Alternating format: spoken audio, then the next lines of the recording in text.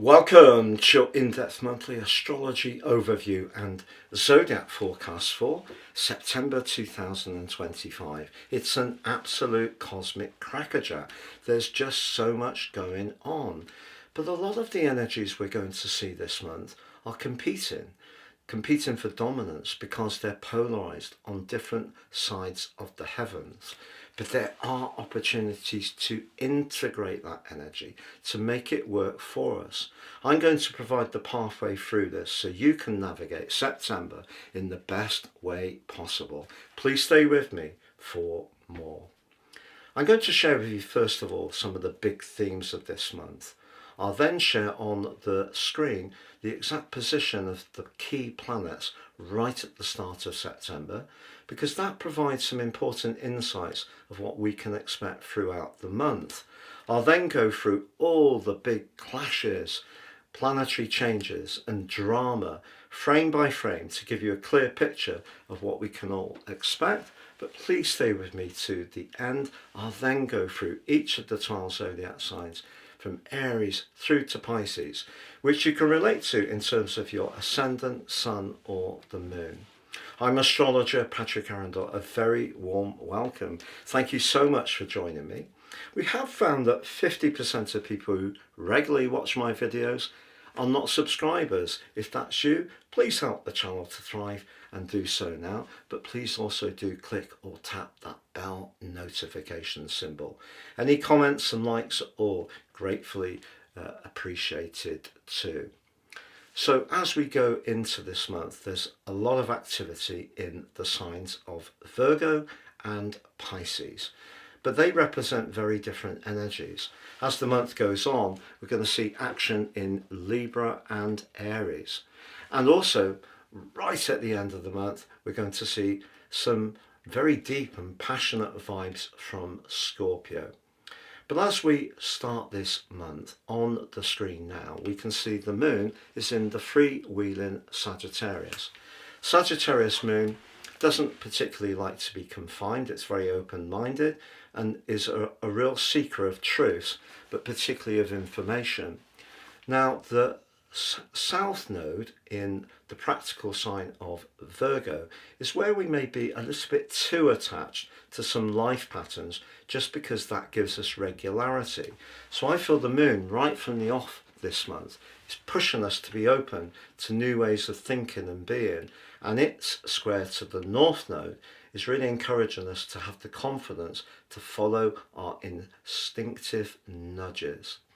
Now, ironically, as we come into September, Saturn, the planet which rules time, very much to do with the cycle of structures, inverses back into the sign of Pisces, where it left on the 25th of May to move into Aries.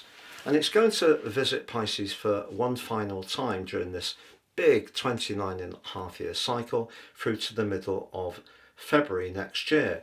But Saturn's very much about outcomes and consequences. So all the things that we've done, particularly with Pisces being the final zodiac sign, so it's the sign of culmination, all the things that we've collectively done, we're going to get some kind of indication of how that feels and what the outcome is going to mean for us also. So that's very significant. But a double irony is that Mercury, the ruler of Virgo, the opposite sign, steps into Virgo on the 2nd. And Mercury in Virgo really gives its appreciation for precision, being meticulous, sifting through information and being very discriminating. But also Mercury in Virgo can be very good for helping us to grapple with things that perhaps we're a little bit reluctant to look at. So that's intriguing. But on the 6th, Uranus, very much the planet of innovation, higher truths, the rule of the sky in mythology, goes into a retrograde in Gemini. Now, by the end of the first week of November, Uranus will have inverted back into Taurus. But what we have seen since Uranus darted into Gemini is a lot of energy and a lot of ideas being exchanged at such a rapid pace. So things might slow down a little bit, I feel. We have the lunar eclipse. It's a lunar eclipse in the sign of Pisces. And it's very, very close to the North Node. So it's really nudging us to stay in touch with that hunch, that gut feeling. And on the other side of the heavens, we have the Sun in the pragmatic, practical Virgo. So that's the polarity that I'm talking about. But we have a real planetary bonus on this particular lunation because Jupiter is the ruler, traditional ruler of the sign of Pisces, and happens to be in a very happy residency in Cancer where he is exalted. And he takes some of the heat out of that event by forging a sextile to the Sun and a trine to the position of the eclipse. So if we are trying to find that balance between the practical routines of our lives and where we need to be disciplined, where we need to fulfill obligations to others, but also where we need to do our jobs, perhaps also be mindful of those needs in terms of exercise, fitness and diet. But at the same time, the Pisces energy is asking us not to ignore that more emotional, mystic and spiritual energy on the other side of the heavens. And I feel that Jupiter acts in a very constructive way to help us gain knowledge, which Jupiter can be about, but gain knowledge in terms of our motivations, but also that life does go beyond the physical plane. It is about the more emotional side of things as well as the more structural side of things. But that's a polarity that is softened quite considerably by the energy of Jupiter. So that's really helpful. In fact, the Sun and Jupiter are in a lovely sextile through the first 2 weeks of this month. If you are someone who likes doing things for others, or you provide support services, or you're a volunteer, you're very much into good deeds, those are great energies. But we also have Mercury stepping forwards in Virgo, and by the 13th comes into an exact conjunction with the Sun. It's known as a superior conjunction because Mercury is not retrograde, but it's also known as a cazimi. So even though the dreamy drifting energy of that lunar eclipse in the water sign of Pisces can distort and also dissolve, we have a chance to push back a little bit and look at things in a very precise and analytical way. And as I say, that peaks on the 13th. But also through the first 3 weeks of this month, the position of Venus is in the glamorous Leo. And here Venus loves some drama, loves to socialise, but actually forges a semi-sextile to the more practical energies of the Sun in Virgo. So if you are someone who's a maker, loves hobby crafts, very Virgoan, but you want to bring a bit of pizzazz, panache to whatever you're doing, that aspect for those 3 weeks can certainly help. If you are someone who's quite sociable, you could spend more time with people you work with through the first 3 weeks of this month too. But then on the 18th, Mercury moves into the sign of Libra. Now, just as it gets to the end of its journey through the sign of Virgo, it does go into a very jagged opposition with Saturn. We could lose a little bit of faith in ourselves. A plan may seem like it's too heavy. It may seem too overwhelming. We may lack a bit of confidence to express our ideas, or someone can seem very dismissive that we encounter.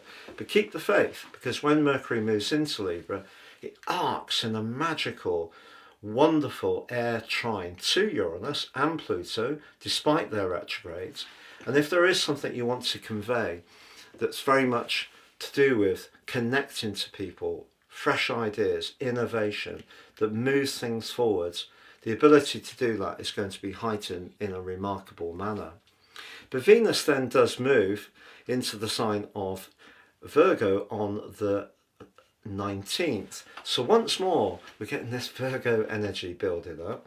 Now Venus here shrugs off that lovely Leo energy and takes some of those brilliant creative ideas and starts to form them in a much more workable manner.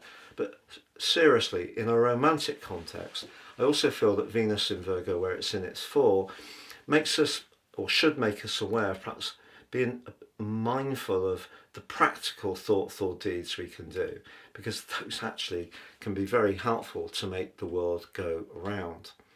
But on the 22nd, we have two very major events. Mars moves into Scorpio.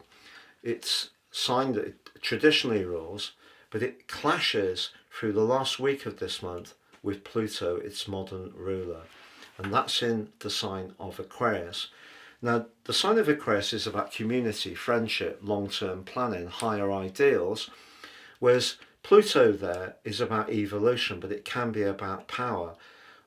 There could be a situation at the end of this month where we encounter someone where their values just do not align with ours.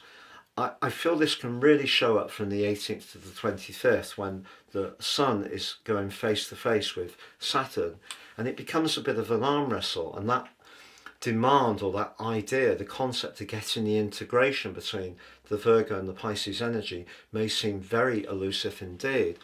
And we know through things like politics that people can have very trenchant views and don't really want to discuss even the nuances of situations. So a lot of that could come up at this stage of the month. So Mars moving into the very deep, passionate Scorpio can trigger our deepest desires. But also it may set up a situation where if we feel that we're being too controlled or something isn't working for us, we may want to liberate ourselves, which is intriguing because the Sun follows Mercury moving into Libra on the 22nd, but of course along with this we have the autumnal equinox. The autumnal equinox is incredibly important in Western tropical astrology because it's what's known as the third cardinal quadrant. The first being the spring equinox, the second the summer solstice, the third the autumnal equinox is dividing the year into units 13. The last is the winter solstice. So this next 13 weeks generally for all of us is about trying to find balance. But just like Mercury, the autumnal equinox forges an electric link to Uranus and Pluto. Big things are changing. We may have seen applications of power and control earlier in the year, but I feel because of Saturn going back into Pisces, some of the ideas or philosophies that have tried to be enforced will be pushed back upon. I think this will happen. So we're going to see some very powerful stuff in the wider world, but particularly around a word that may seem quite surprisingly cynical. We may see some fairness start to develop, and that fairness would be obviously very welcome indeed.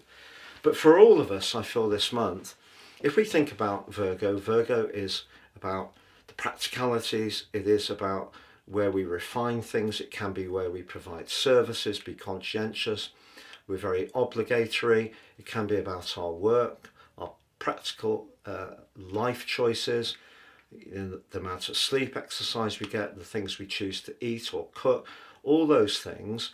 But essentially Virgo is about purity, and on the other side of the heavens, the very best of Pisces energy is about sacrifice for the greater good. It's about not necessarily owning something, it's about gaining by giving something freely. It's very, very potent. And if we get a balance between those two, even if we may struggle, particularly when the Sun goes opposite broadly Saturn from the 18th to the 25th, and that of course is threaded through the solar eclipse of the 21st, which is in Virgo, and it's the sole Virgo solar eclipse in this particular series, I feel that that helps us as the Sun moves into Libra with the autumnal equinox to actually gain something from what we've experienced. That solar eclipse will also be a black moon.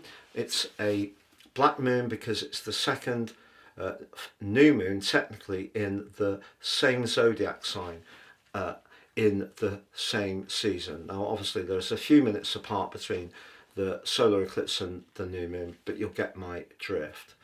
So as the month draws to a close, the energy of Libra, which is a cardinal sign, is asking us to try to find that equilibrium. And if we think about it, that's what this month is is about. It's about trying to find the midpoint between not being too caught up in being adhered to metronomic routines and ignoring how we feel, nor is it being so compassionate and caught up in emotion that we're not getting the washing up done. We need to find the middle ground.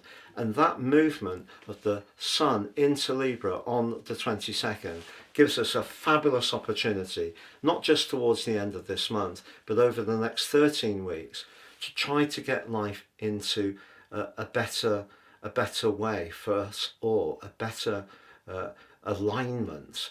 But just know that the solar eclipse and the lunar eclipse work in pairs. Now this pair happens to be polar opposite. That's not always the case. So they're going to provide a backdrop for the next half year. So this theme that I'm talking about of trying not to be too adhered to tidiness, being obsessed with cleaning to the point that, you know, we don't give ourselves just downtime to think, daydream, embrace music. We don't have escapism. We don't get near water. We don't do things like go into the country and relax. Very Piscean energies. We need a lot of that to counteract the more demanding energy of being pragmatic, which is going to be enhanced by Mercury and Venus for sure. So I hope that gives you a flavour of what we can expect this month. If you would like to work with me directly, please check out my testimonials below. I'm very friendly, and if you do read them, I think it does move me, to be honest, what people write. It's very, very humbling, and it does mean a great deal to me. It's the most important thing of what I do. Also, if you have become a member or would like to consider becoming a member or a patron, we really appreciate all your support. The new website is improving. We do own that there has been some stumbles. It wasn't laid out as good as it could have been to begin with. The advertising has been too dominant. That's all been toned down. We've really got it working well. Please check it out at patrickarundell.com. You can download a free natal chart. You can also enjoy the 3 card tarot, and also you can sign up for your free daily horoscope fired to your device each morning. Now I just need to briefly tell you that we're getting nearer towards the end of year 2025, so 26 is racing up. If you order your personal transit forecast for next year now, I'll give you the rest of this year free, but also you'll get 30% off and your life roadmap report. Probably the most important document any of us will ever read, because once we understand the patterns that are baked into our natal chart and work with them, we can then embrace the transits and make our timings of our moves that much shrewder and more appropriate. Please see below for more. Next, I'm going to share with you Aries. So Aries, your September monthly forecast sees your ruler Mars occupy your sector of relationships right through to the 22nd. That gives you an awesome opportunity to maintain your confidence in your interactions to people, not just romantically, I should say, but also to be clear on your boundaries, because I feel work is going to be a big part of this month's story, but also how you feel about things, but feel very deeply. So perhaps the more psychological dimension. And the reason for that is because of the 2 eclipses, but also because on the first, Saturn, the planet of structure, inverses out of your sign back into Pisces for the final time in a total cycle of 29.5 years through to the middle of February.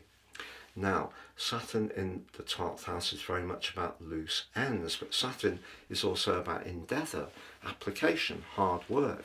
It's about putting in, but also using its wisdom. So Saturn can bring us harsh lessons at times, but the more we engage with it, the more we can gain. So the big part of this month is the need to juggle the more hidden, perhaps shadow side of your situation, and anything to do with the past. So that could be hurts, disappointments. It could be to do with some of your more deeper concerns or anxieties about life. On the other side of the heavens, we've got a huge amount of activity in the most practical part of your chart, which is all about the details. It's all about the fundamentals, making sure that your life routines are working efficiently. Now, if you're not feeling great, it gets much harder to service those demands. If you're feeling in tune with yourself, we're much more holistically balanced, and that means we can make sure our life is functioning efficiently. So that's all the Virgo energy. And that Virgo energy is enhanced when on the 2nd, Mercury returns to the sign it rules. If you think back, Mercury has been arcing backwards and forwards across the most glamorous part of your chart. So there may have been some dates, there may have been some times when you've done some very creative or social things, but it may not have all been in a straight line. What Mercury is asking you to do, along with the Sun, particularly as they coalesce at the heart of this month in the GEMINI, is to use your application, precision, and hard work to try to improve elements of your life which give you some kind of tangible outcome. Now, for many of us, it is about our work. But for others, it could be about the domestic routine, it could be about our love of animals, the 6th house, but it can also be about our approach to our physical well-being. So things like diet, fitness, exercise, but crucially rest. So the more you take care of the physical side, but also balance it with being in touch with how you feel, the more spiritual, psychological and emotional side, the more you can prosper this month. Now, Uranus, the planet which can be disruptive, but also is very much the innovator, does retrace its steps from the 6th through to the 4th of February next year, but it does continue to forge a stunning alliance to Pluto, the planet of transformation, which is in your sector of friendships, your network, but also your long-term plan. There may be some things that you need to attend to in September that are more to do with the functional side of life. You're actually going to get more of an opportunity to connect to people in perhaps a more meaningful way in the last 10 days once we have the autumnal equinox and the Sun moves into Libra. But if you do find yourself feeling perhaps a little bit frazzled at times this month, particularly on the 7th with the lunar eclipse, just give yourself permission to know that all of us is not a machine, and however much that Virgo energy would like us all to be very metronomic, totally on time, totally precise and very virtuously efficient, we're people.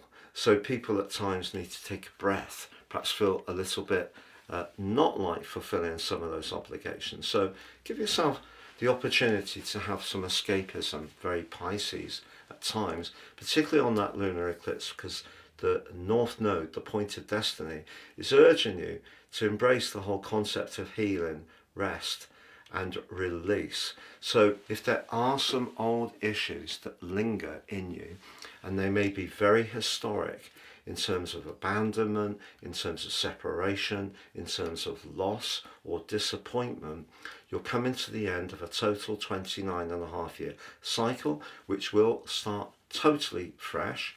You've had the first blush with Saturn in your sign, but it really starts in earnest from the 14th of February next year. And that begins a new cycle of about 29 years, because we've had that first jaunt into your sign. So that's the new beginning. So there is, to a degree, some clearing up going on.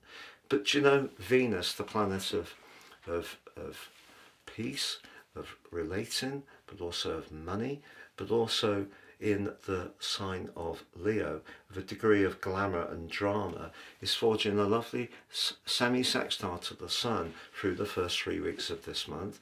And also once the Sun moves forwards in the early days of September, he's angling up beautifully to Jupiter. So there are some really good feel-good energies. Also, Jupiter threads into the lunar eclipse in a very positive way. If you spend time with those people who are very nurturing and perhaps not so exacting in their expectations, about you fulfilling obligations to them.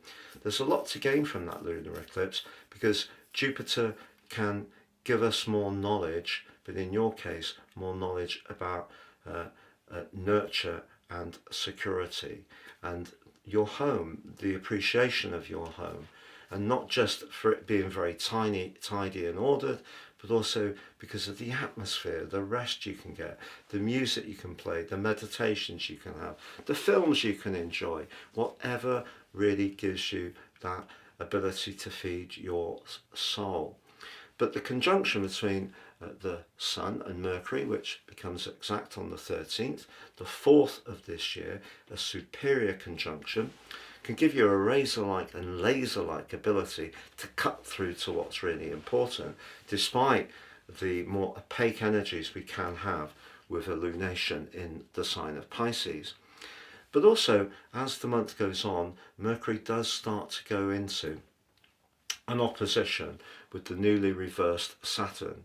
And you might find right at the heart of this month that your spirits do drop a little bit.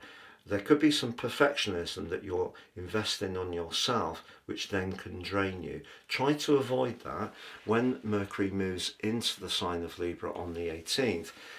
Essentially, it's saying, look, it's important to equate people's viewpoints and interactions in a bit more of a detached way, which is more air-like because of the host Libra. Yes, Neptune is in opposition, so there still could be some confusion for a few days.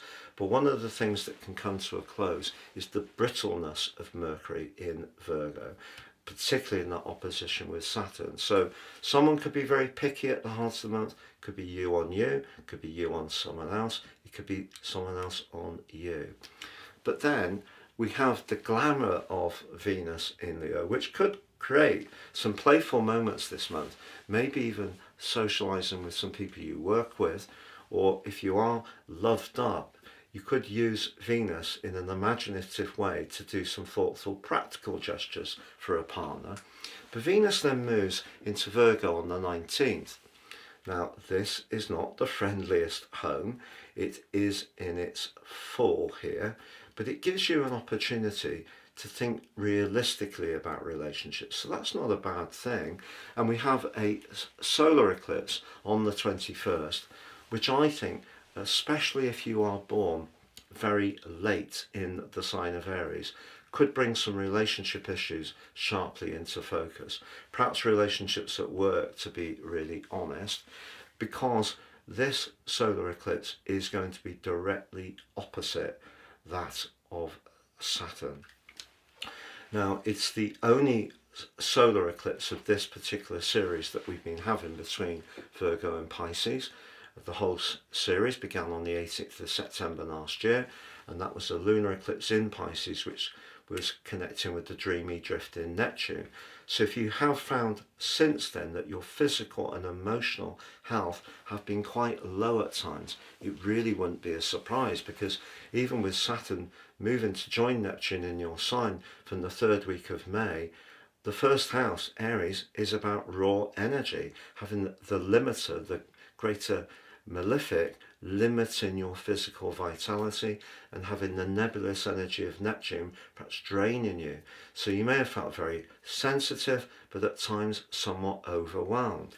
So this solar eclipse is intriguing because it's the second new moon of this particular Virgo season. So it's a black moon, but a different type of black moon from the first one, because it's the second new moon of the particular Virgo season.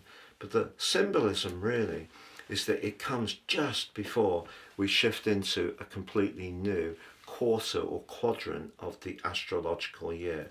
On the 22nd, not only does your ruler Mars take leave from your 7th house, it moves and dives deep into the psychological 8th sign of Scorpio.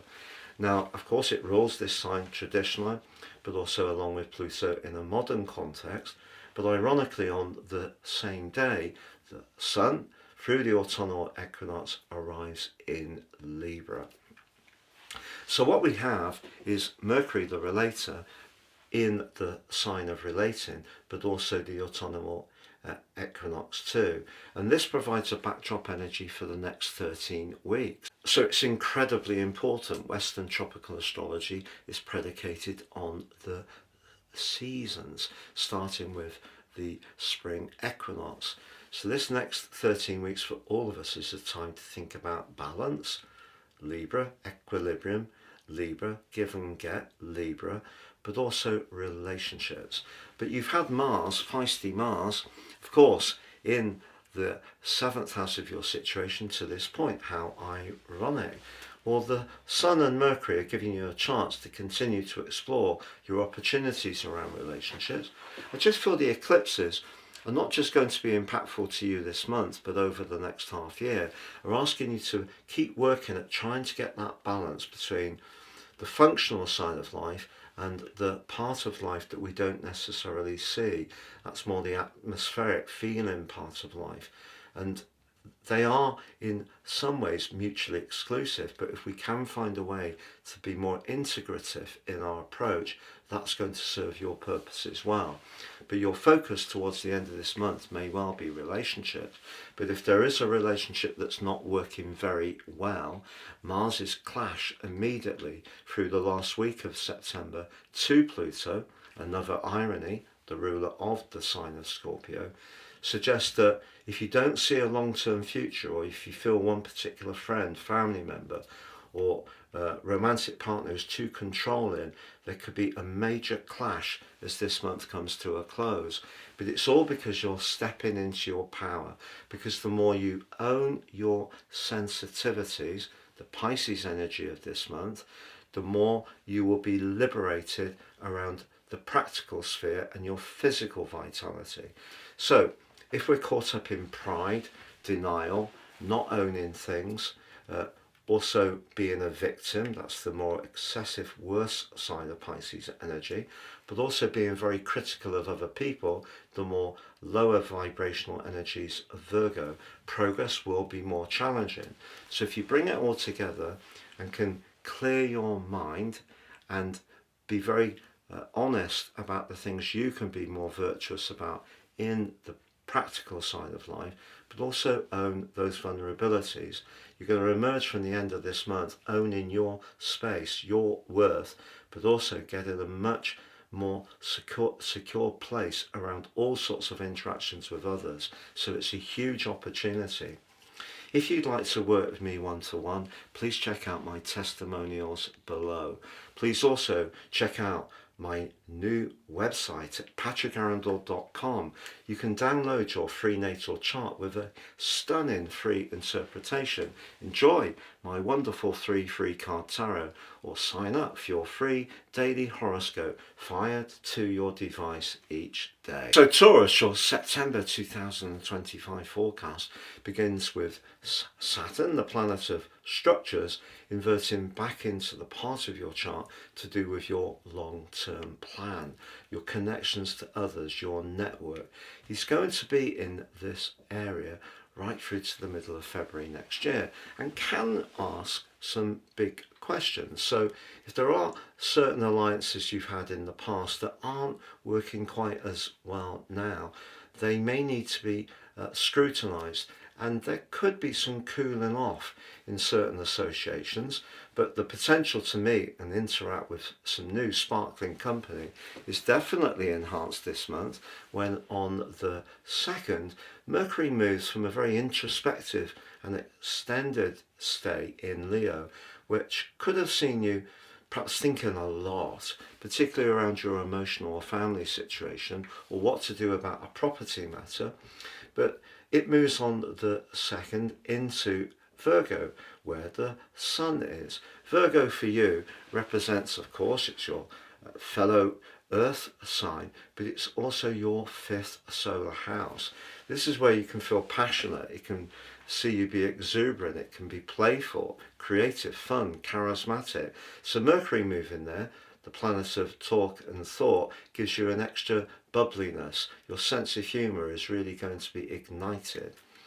But it's also true that on the 6th, Uranus, the planet of surprises, is going into a retrograde. If you have found, particularly towards the end of August, that you were tempted to splash out on a few luxuries, it wouldn't be a surprise, as Uranus squared up to the Sun, and that may have made you somewhat more impulsive. But it's a rare Taurus that doesn't appreciate some quality and good taste. And if you do spend some money as you come into this month, it's likely it's going to be on your home, or you're thinking about your home. The reason for that is that Venus, the planet of relating, but also of money, is in your 4th house, very much to do with a need for nurture and security. But it forges a semi-sextile with the Sun right through to the 19th of this month. That gives you a great chance, if you want to entertain, to invite people around, and you're going to be the most brilliant host, making sure that every need is sated. But equally, you may want to redecorate, buy some soft furnishings. But also in the early part of this month, the exuberant energy of Jupiter in your 3rd house, how you think, also like Venus linking to the Sun in a semi-sextile, Jupiter forges an even more positive full-on sextile, and that can also be very lucky, and that also threads through the lunar eclipse of the 7th, which occurs for you in your 11th house, where Saturn has moved back to. But it also combines with the North Node, the point of destiny, which is that kind of cosmic nudge in terms of our direction of travel. And that's where you could be thinking about refining some of your friendships. Saturn can make you less inclined to accept what's not good enough, and the node with the lunar eclipse can give you the instinct to align with who can be good for you. But in any kind of association, particularly playful ones, the position of the Sun in Virgo is insisting, particularly as it aligns with Mercury exactly on the 13th in the GEMINI, that you feel that you can be truly, authentically yourself.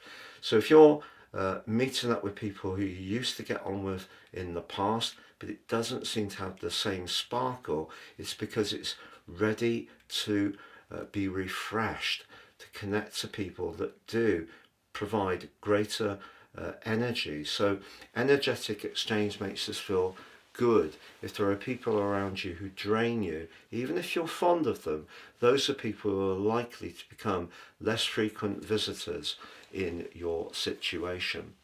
Now, I mentioned about the 13th and the Mercury GEMINI. What exactly is that?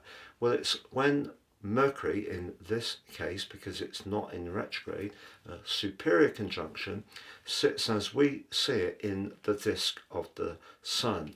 So there's a magnification of the Sun's warmth of Mercury's energy. So you could find yourself very creative, very imaginative in what you come up with at the heart of this month. But then Saturn goes on to get into a bogged down and rather punishing opposition, unfortunately, with Saturn.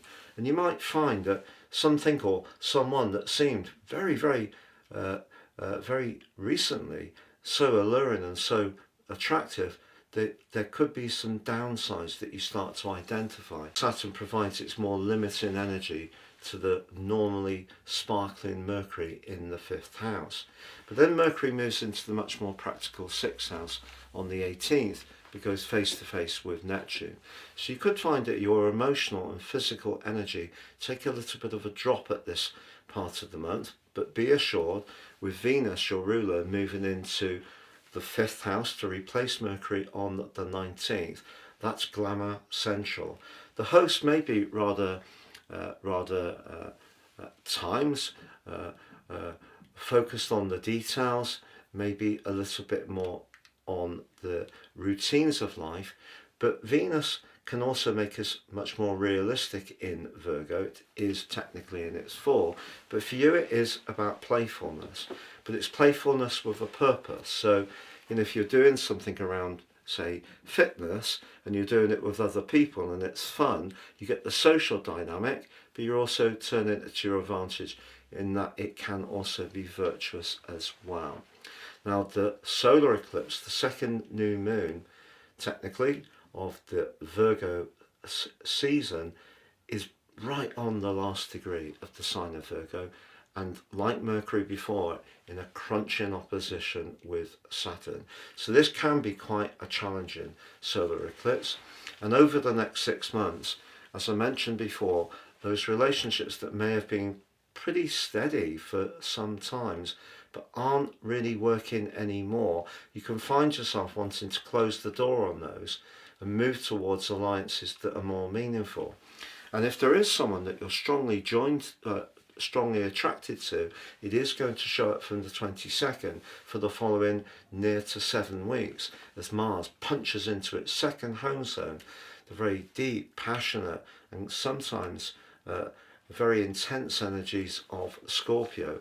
But Mars does square up with Pluto, and if there are relationships at work where you feel that someone is using their power in some kind of nefarious way, rather controlling or perhaps forceful unnecessarily, and trying to work you around in a way that you're not comfortable with, the autumnal equinox on the 22nd is going to see you think about a new job over the following 13 weeks, but specifically over the following 4 weeks as the Sun makes his way through the sign of Libra. Now Libra, for all of us, is a sign which appreciates fairness, balance, equilibrium. But for you, those principles need to show up around your health, your physical health, your daily structures, but also around your work obligations and responsibilities. And therefore, if someone's not showing you the respect that you want, the powerful position of Pluto in your 10th house is going to see you, along with Mars, push back in a very assertive way. So if someone has been taking a few liberties, a friend or at work, I feel that you're going to have the tools, the celestial tools this month, to set your boundaries in a firmer way. But I also feel, Taurus, you can have some fun this month for sure, and a lot of fun at that. And just be aware that with Uranus going retrograde from early in the month, it still forges an imaginative link to Pluto. If you are wanting to change your connection to the world at large, you're wanting to do something that makes you feel more alive, you're wanting to free up money in a more imaginative way, that continues to be very helpful to you, despite the fact that they're both going to be in a retrograde. If you'd like to work with me one-to-one, please check out my testimonials below. Please also check out my new website at patrickarundell.com. You can download your free natal chart with a stunning free interpretation. Enjoy my wonderful 3 free card tarot, or sign up for your free daily horoscope fired to your device each day. So Gemini, your September 2025 forecast sees your ruler Mercury move into a new home on the 2nd, which will be a temporary vacation before moving back into an air sign on the 18th in the sign of Libra, which can be brilliant for you because that's going to sparkle towards Uranus in your sign, but also Pluto in Aquarius. So we're going to have a grand air trine, fabulous for animating your ideas outwards with enthusiasm and passion. What's not to like? But it's just that on the first day of this month, for us all, Saturn inverts back into the sign of Pisces. Now, it's not keen being in Aries, but it's not really that happy being in Pisces either. Saturn in Pisces is the end of a 29.5-year cycle, but for you, it represents your connection to the wider world. So it is possible, particularly with the solar eclipse later this month, that responsibilities and your public standing could be scrutinised quite a lot through the time to the 14th of February, when Saturn returns back into your sector of future homes, the 11th house and Aries. So quite a lot's going on right at the start of this month. But let's just think about Mercury making its way into the other sign it rules other than yours, of Virgo. Now Virgo for us all collectively can be very much about order, about making sure that we use a degree of refinement and discrimination to make sure that, in your case, the 4th house can be about our home. So if you're a home worker, you may want to make some improvements to make that a little bit more efficient and comfortable. If you're someone who'd like to move, Mercury's more commercial instincts could see you negotiating about that. But in terms of the fourth house, although the host Virgo can be about that precision, the fourth house is about security, stability and emotion. And Mercury here can have a tendency for us to overthink and overanalyze because of the Virgoan energy. And that's something just to be mindful of. But in a very upbeat way, we do have Venus at the start of this month continuing her journey through the third house, which has an echo of your sign, helping your communications, and she's also forging a very positive semi-sextile to the Sun through to the 19th. So if you can stay in touch with how you feel, but also use your natural charm, wit, and ability to get your mind around ideas very rapidly, whether socially or professionally, that's a very strong angle. But Uranus, the planet of disruption, which has been with you more recently, does go into a retrograde on the 6th. But I want to reassure you, it does continue to forge a stunning alliance to Pluto, and also to a degree Neptune through this month, but I feel that that angle to Pluto is particularly significant. Uranus is very much to do with the future, but it can also be to do with our higher purpose and where we want to be most authentic.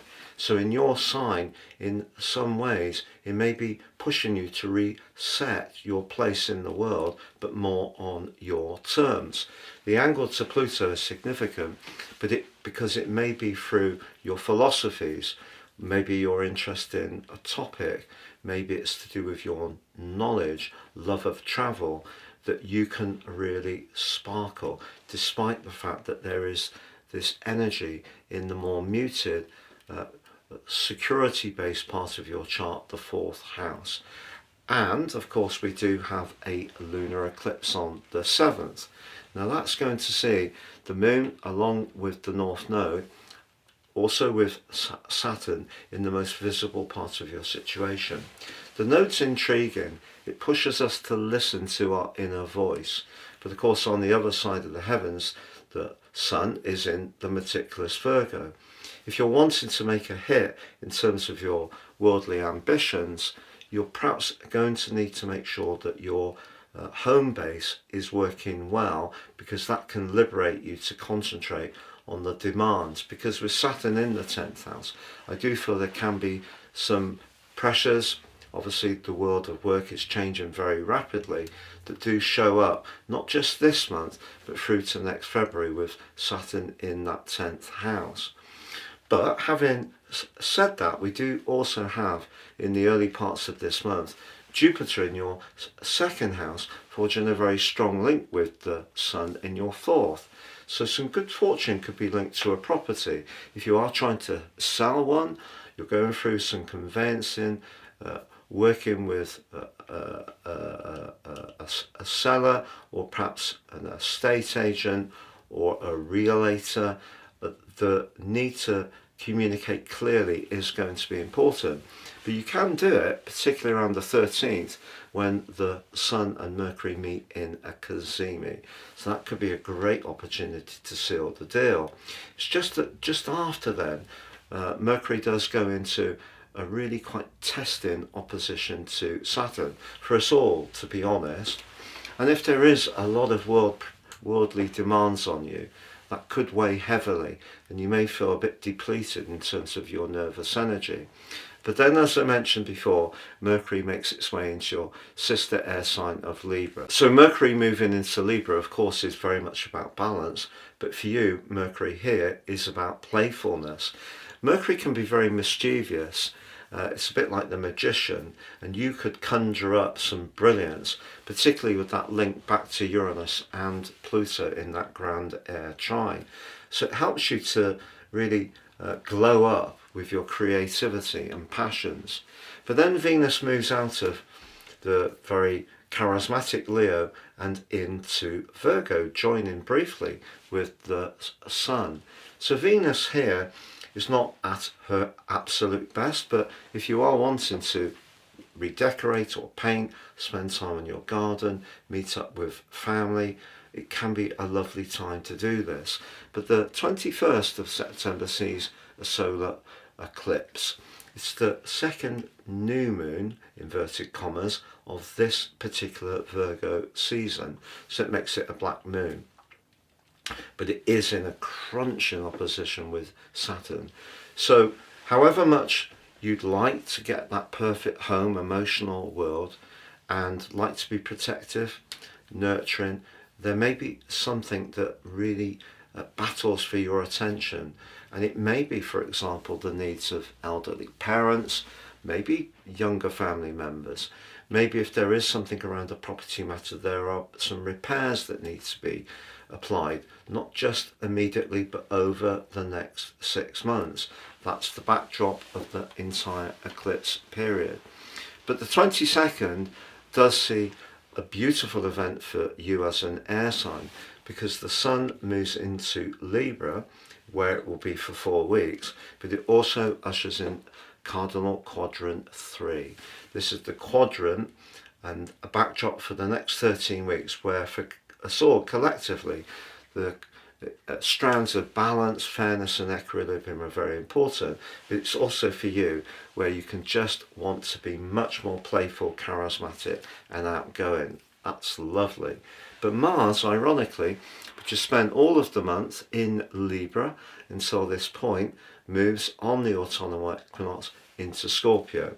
Now Mars in the 5th house this month suggests that if there is someone that you're romantically involved with, it could be passionate. It doesn't mean to say it will all be smooth sailing, because when you've got the polarities of the 10th and 4th houses competing, but with Saturn in the 10th, it may be that if one of you is under a degree of duress at work, working long hours, lots of demands, maybe the home and emotional side of things hasn't been quite as calm and tranquil as is ideal. So Mars at times may have seen some passion expressed, but also some very intimate clinches as well. But Mars then moves on the 22nd into Scorpio, which, like Aries, it rules traditionally, and Mars here can be more intense. If there is something that needs to be pushed forwards and you feel you need to take action and focus on the details, you're going to go at it in a very direct way. But there is a potential challenge because of the position of Pluto, the modern higher octave ruler of Scorpio, clashes with Mars through the last week of this month. So if you try to push something too hard, some kind of change, reset, and you try to do it on your terms only, you could meet with quite a lot of resistance. So just be conscious of that. So just to recap as an overall Gemini, I feel that if you're someone who's very ambitious, goal orientated, and you really want to make your way to the top of what you're doing, the desire to do that is going to be there the next 5 or 6 months. But also there could be some demands that come from that. And if finding the exact type of job you want that works for your home and family life has been a little bit elusive, that may still be a theme this month.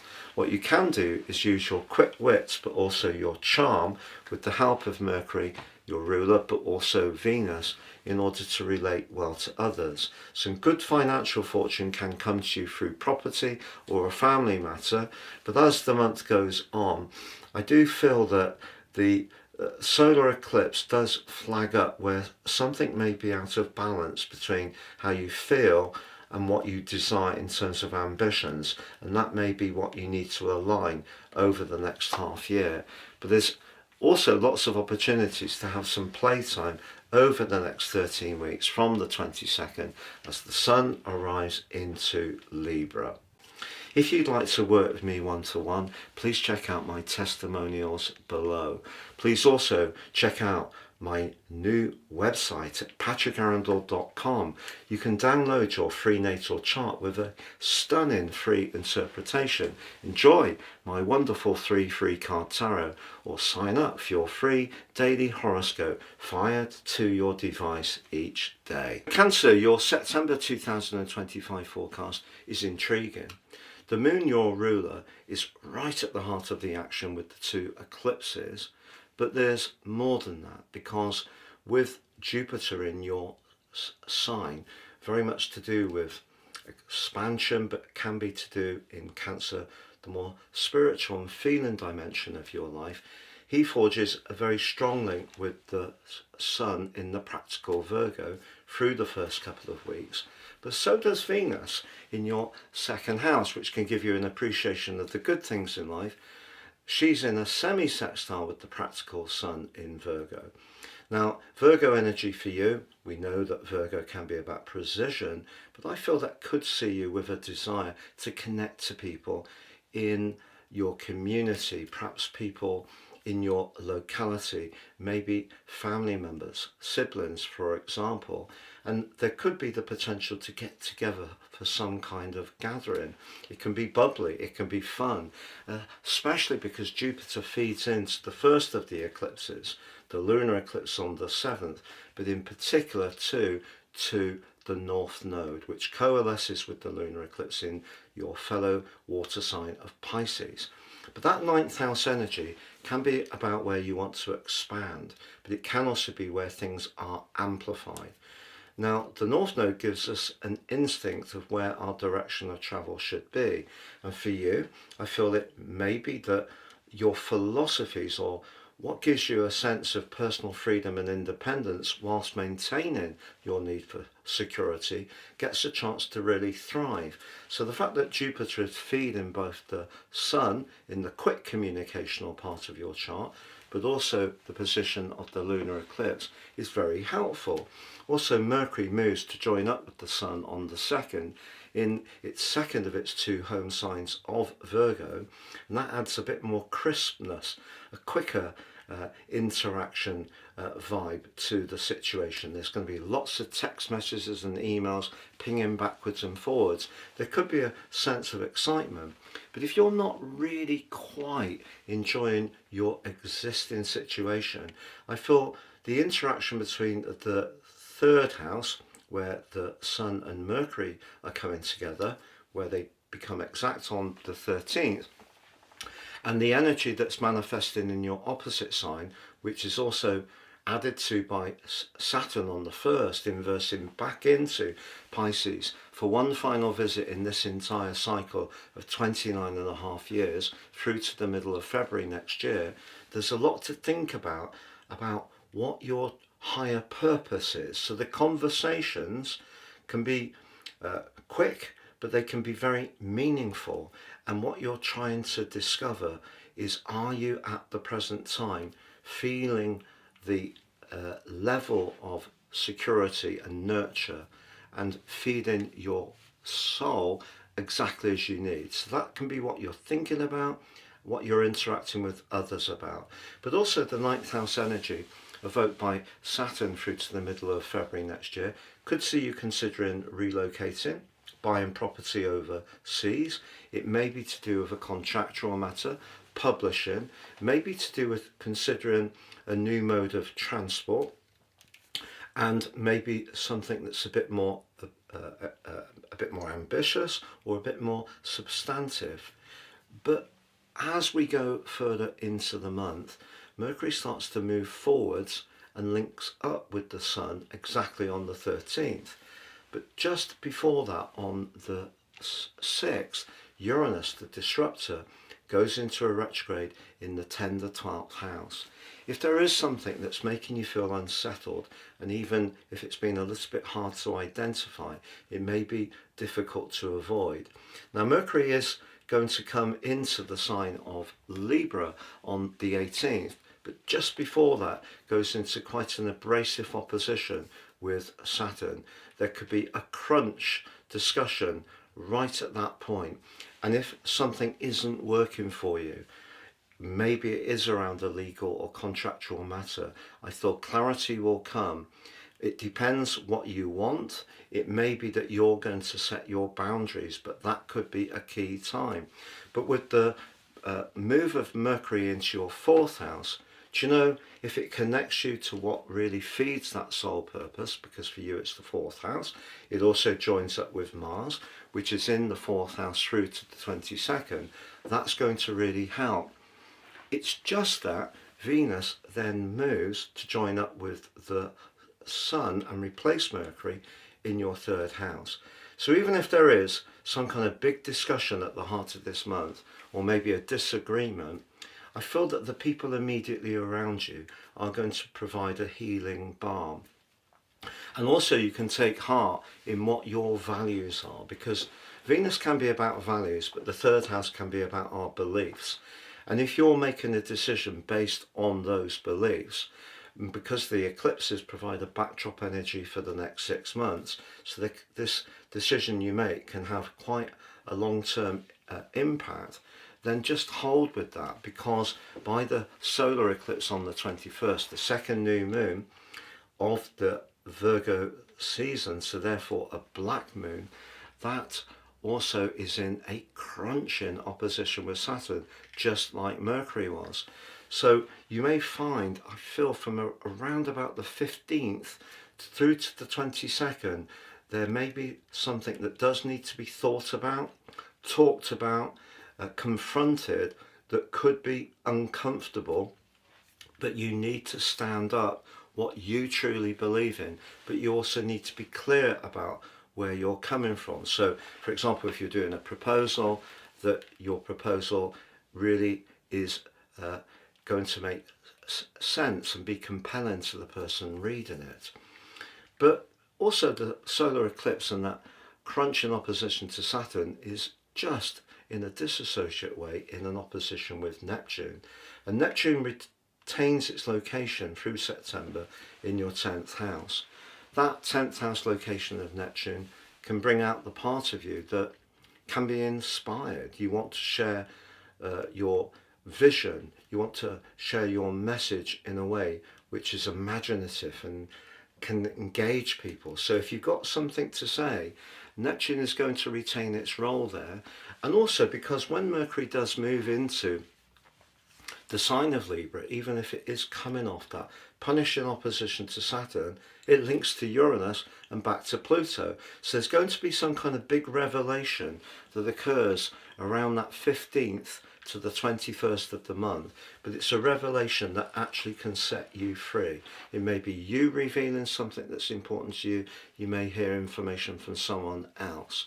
But then on the 22nd, we do have the autumnal equinox ushering in cardinal quadrant 3, the next quarter of the Western tropical astrological year, a 13-week period, but more intensely with the Sun moving into Libra, a real desire for balance around your emotional life.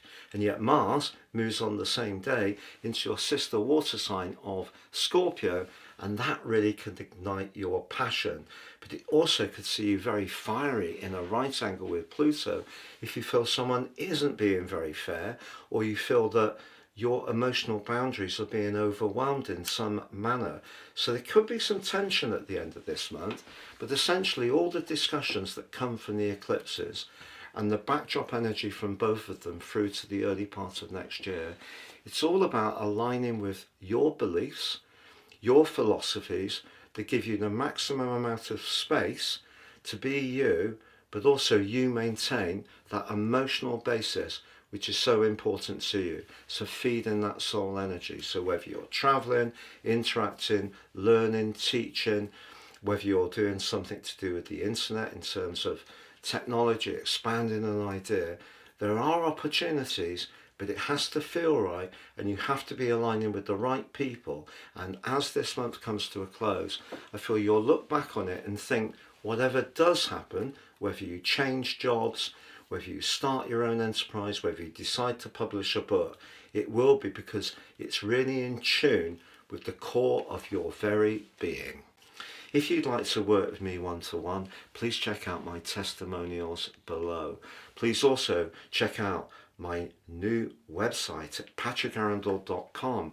You can download your free natal chart with a stunning free interpretation. Enjoy my wonderful 3 free card tarot, or sign up for your free daily horoscope fired to your device each day. So Leo, your September monthly forecast begins with Mercury edging towards the exit in your sign, but Venus very much a presence through to the 19th. Venus in Leo gives you enormous magnetism.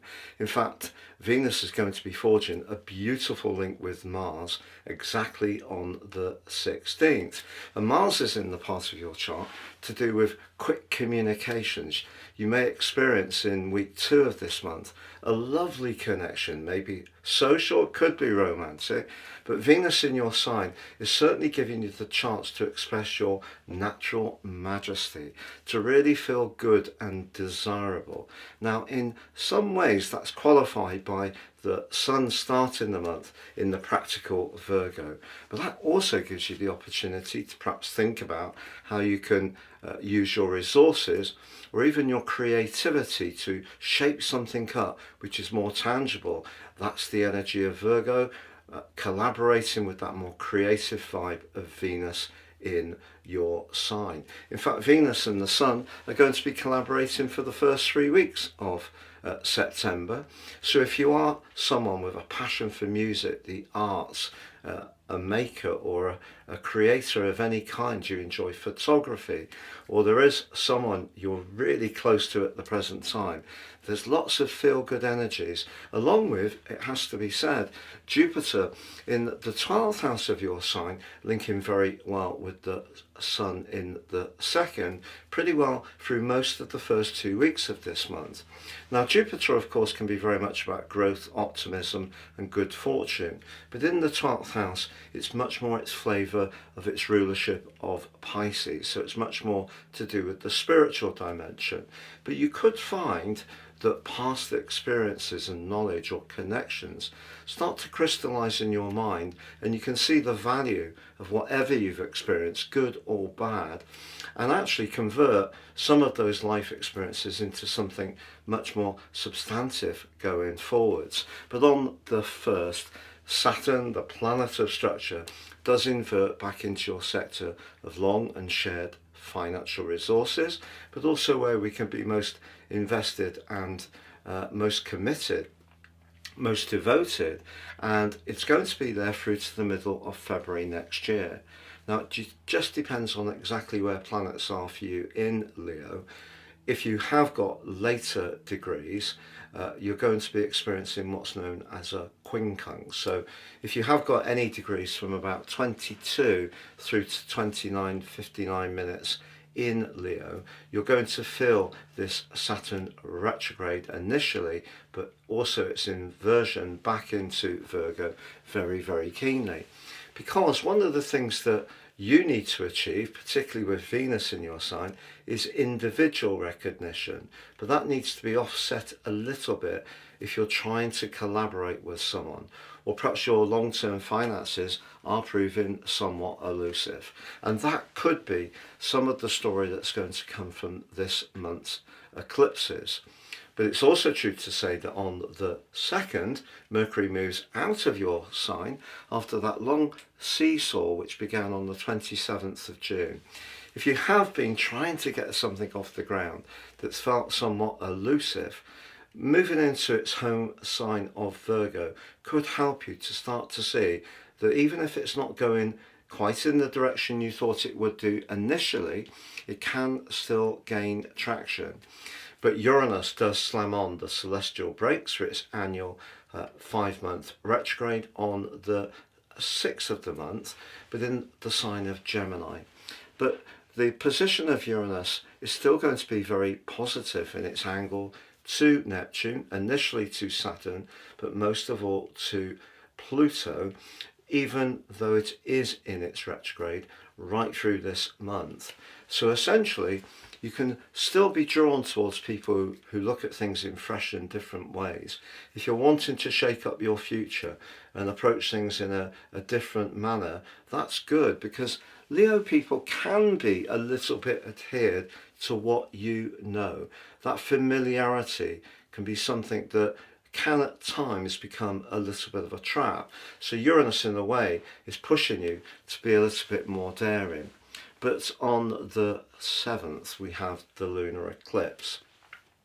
If you recall, last year we had a lunar eclipse in Pisces, and it was conjunct Neptune, and that may have been, it was on the 18th of September last year, the first in the eclipse series between Virgo and Pisces.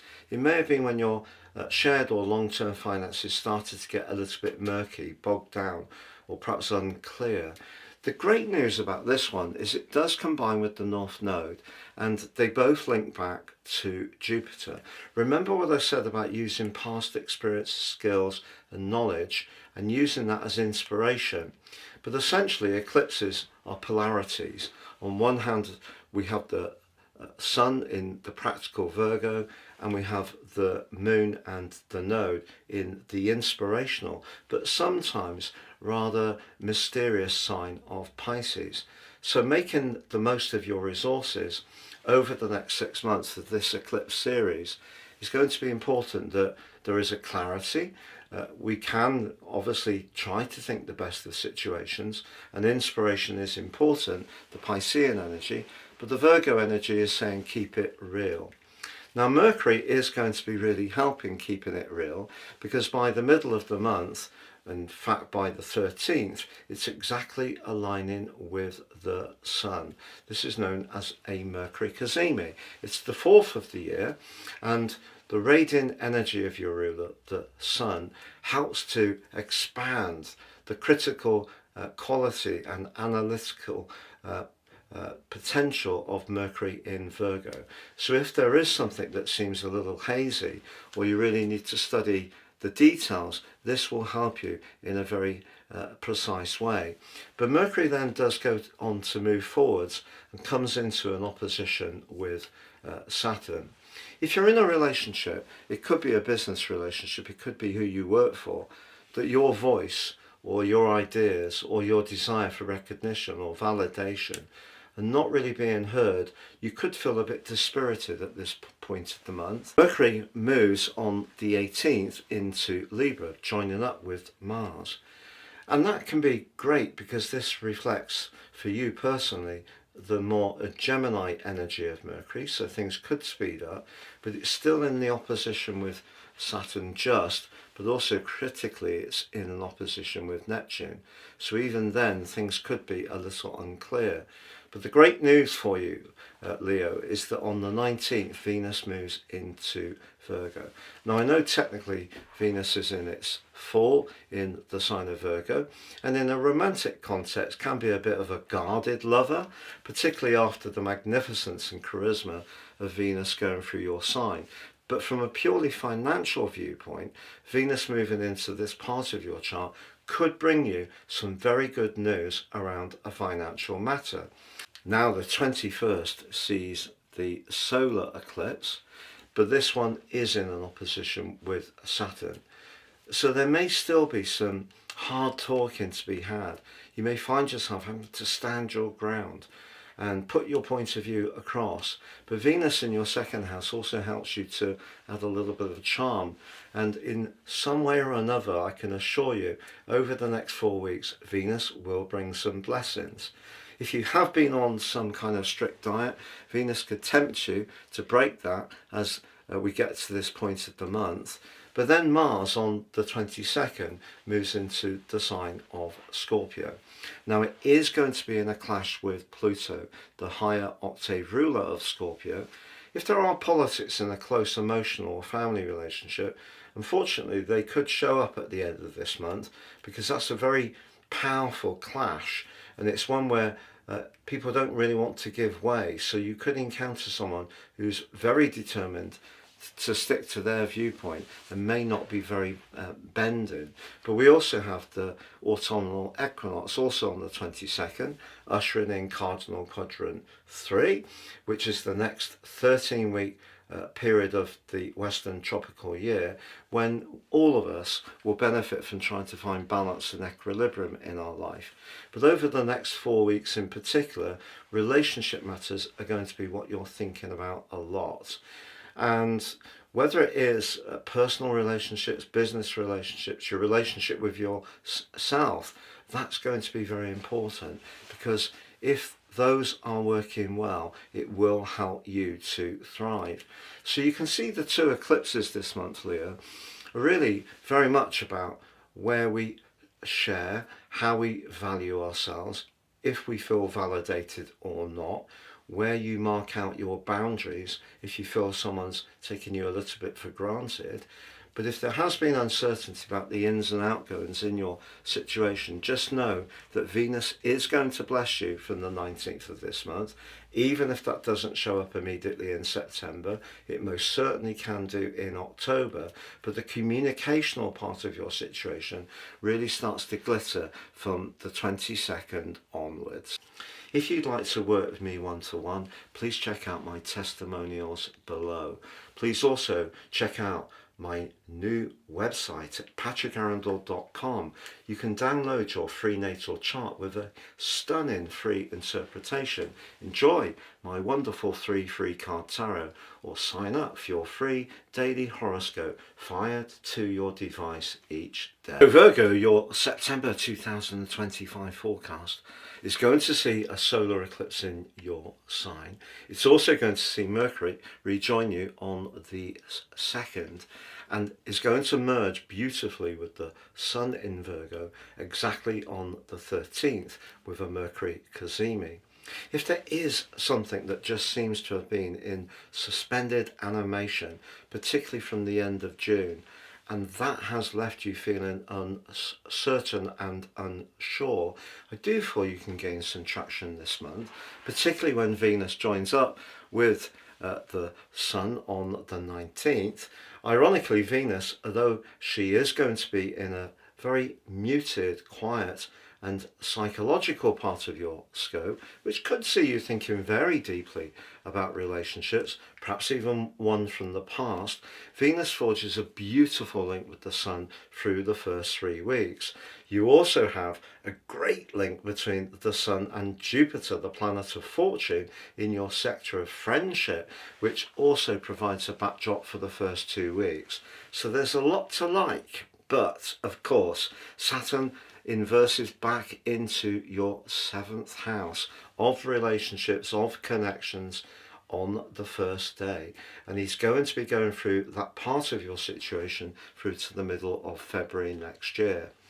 It suggests, because Saturn takes 29.5 years to go through his entire cycle, it suggests if you go back to the beginning of that period, or perhaps back in slots of 7 years, that there may be something around a relationship which will require some work between now and the middle of February.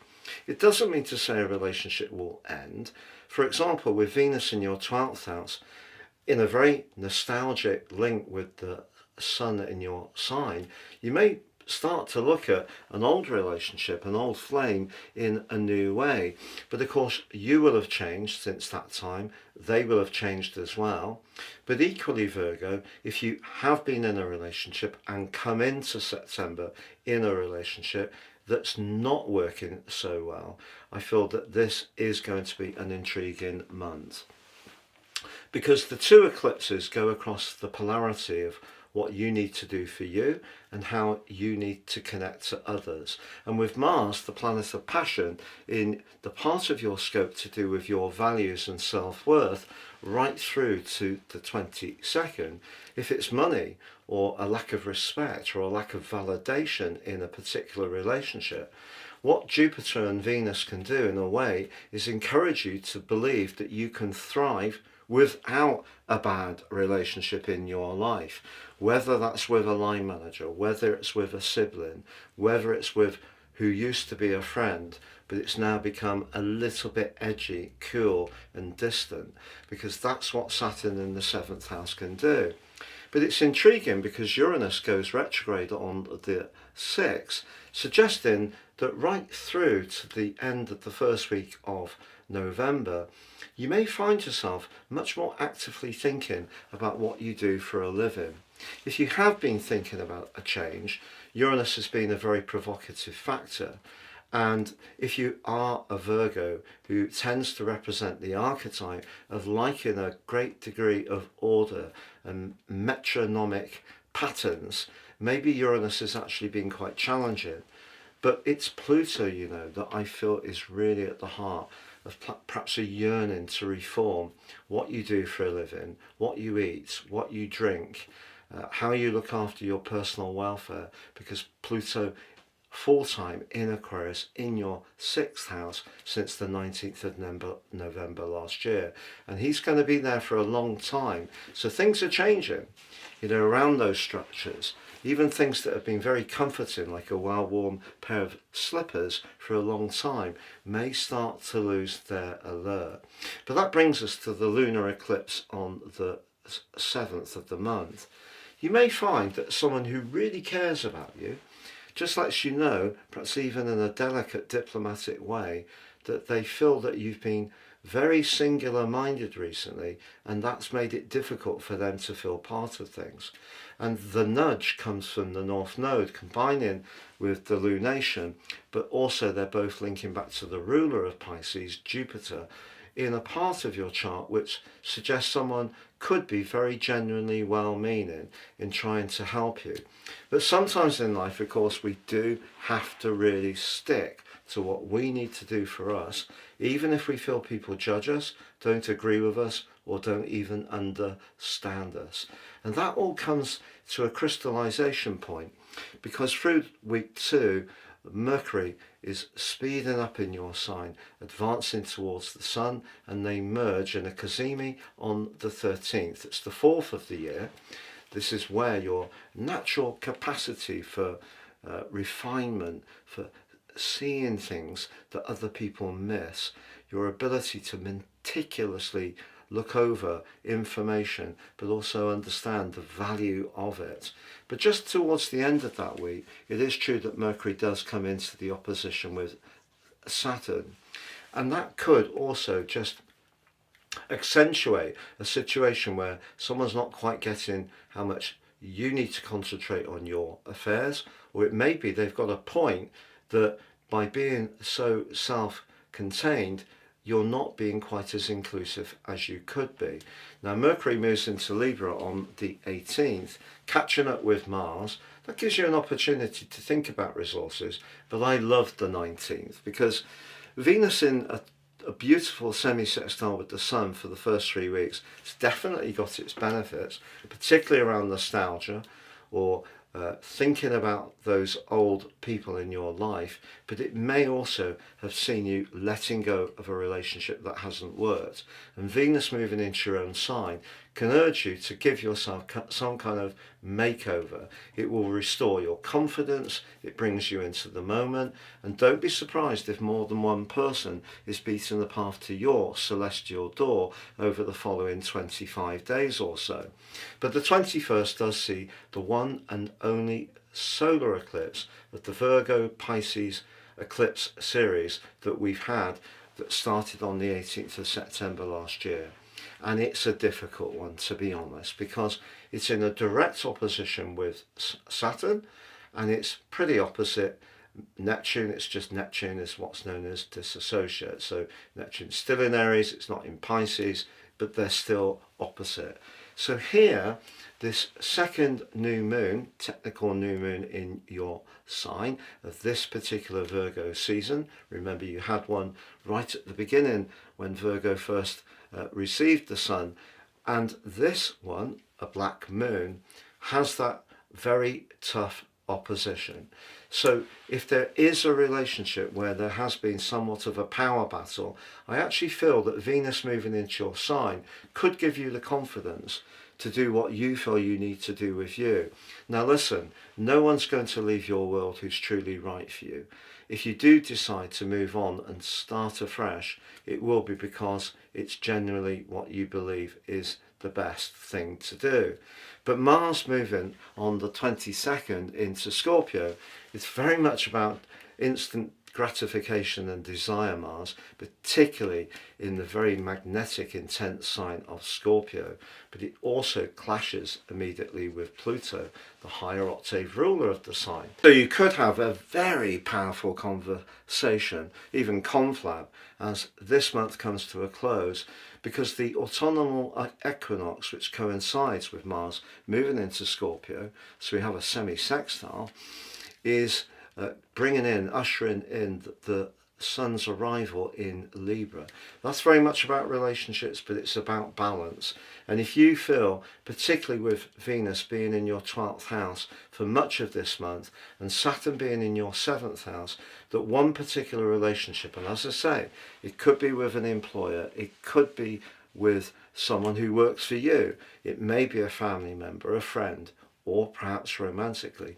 But if a relationship just seems very harsh, cool, attritional, tense, there's not a lot of give and take, I feel by the end of this month you may want to assert, or if it doesn't happen straight away, you could assert over the next 6 months your desire for your independence. So there's a shake-up in the works for sure, but I feel that Venus moving into your sign is just going to remind you that in your own way, your gorgeousness, your value. I know it's technically in its full in your sign, but I think it's critically Saturn in your 7th house, together with the solar eclipse, which really provides the backdrop energy for September, but also through the next 5 months into the early part of next year.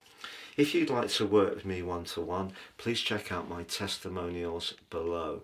Please also check out my new website at patrickarundell.com.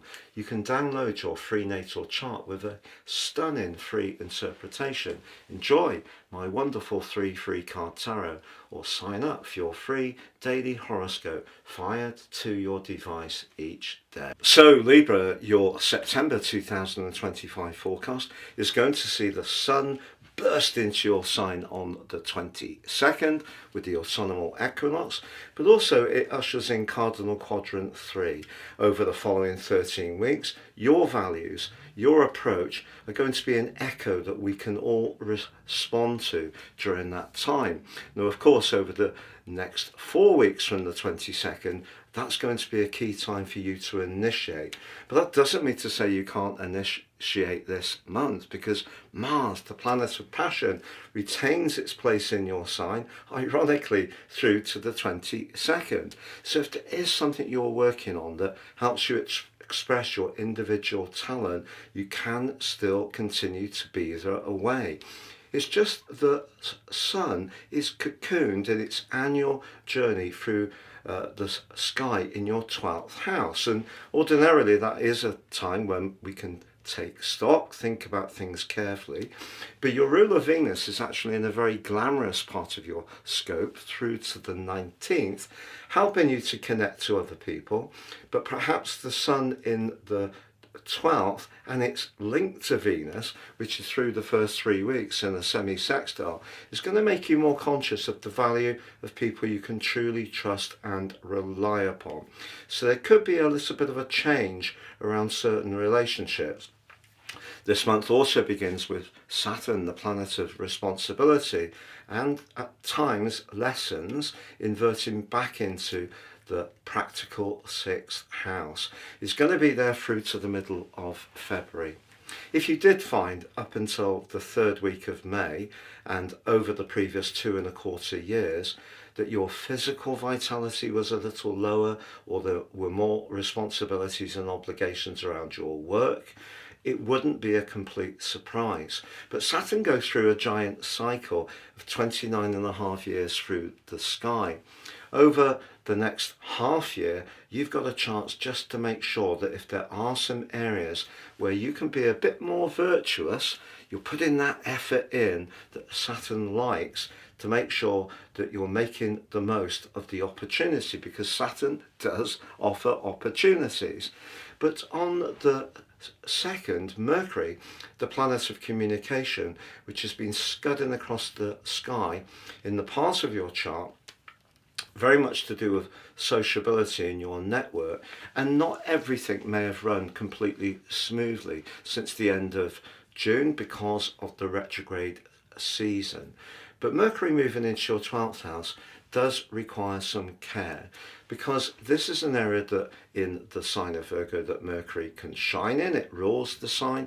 It's going to come into an exact conjunction with the Sun on the 13th, a GEMINI, and your psychological prowess and ability to cut through and get to the nub of important information is definitely going to be amplified.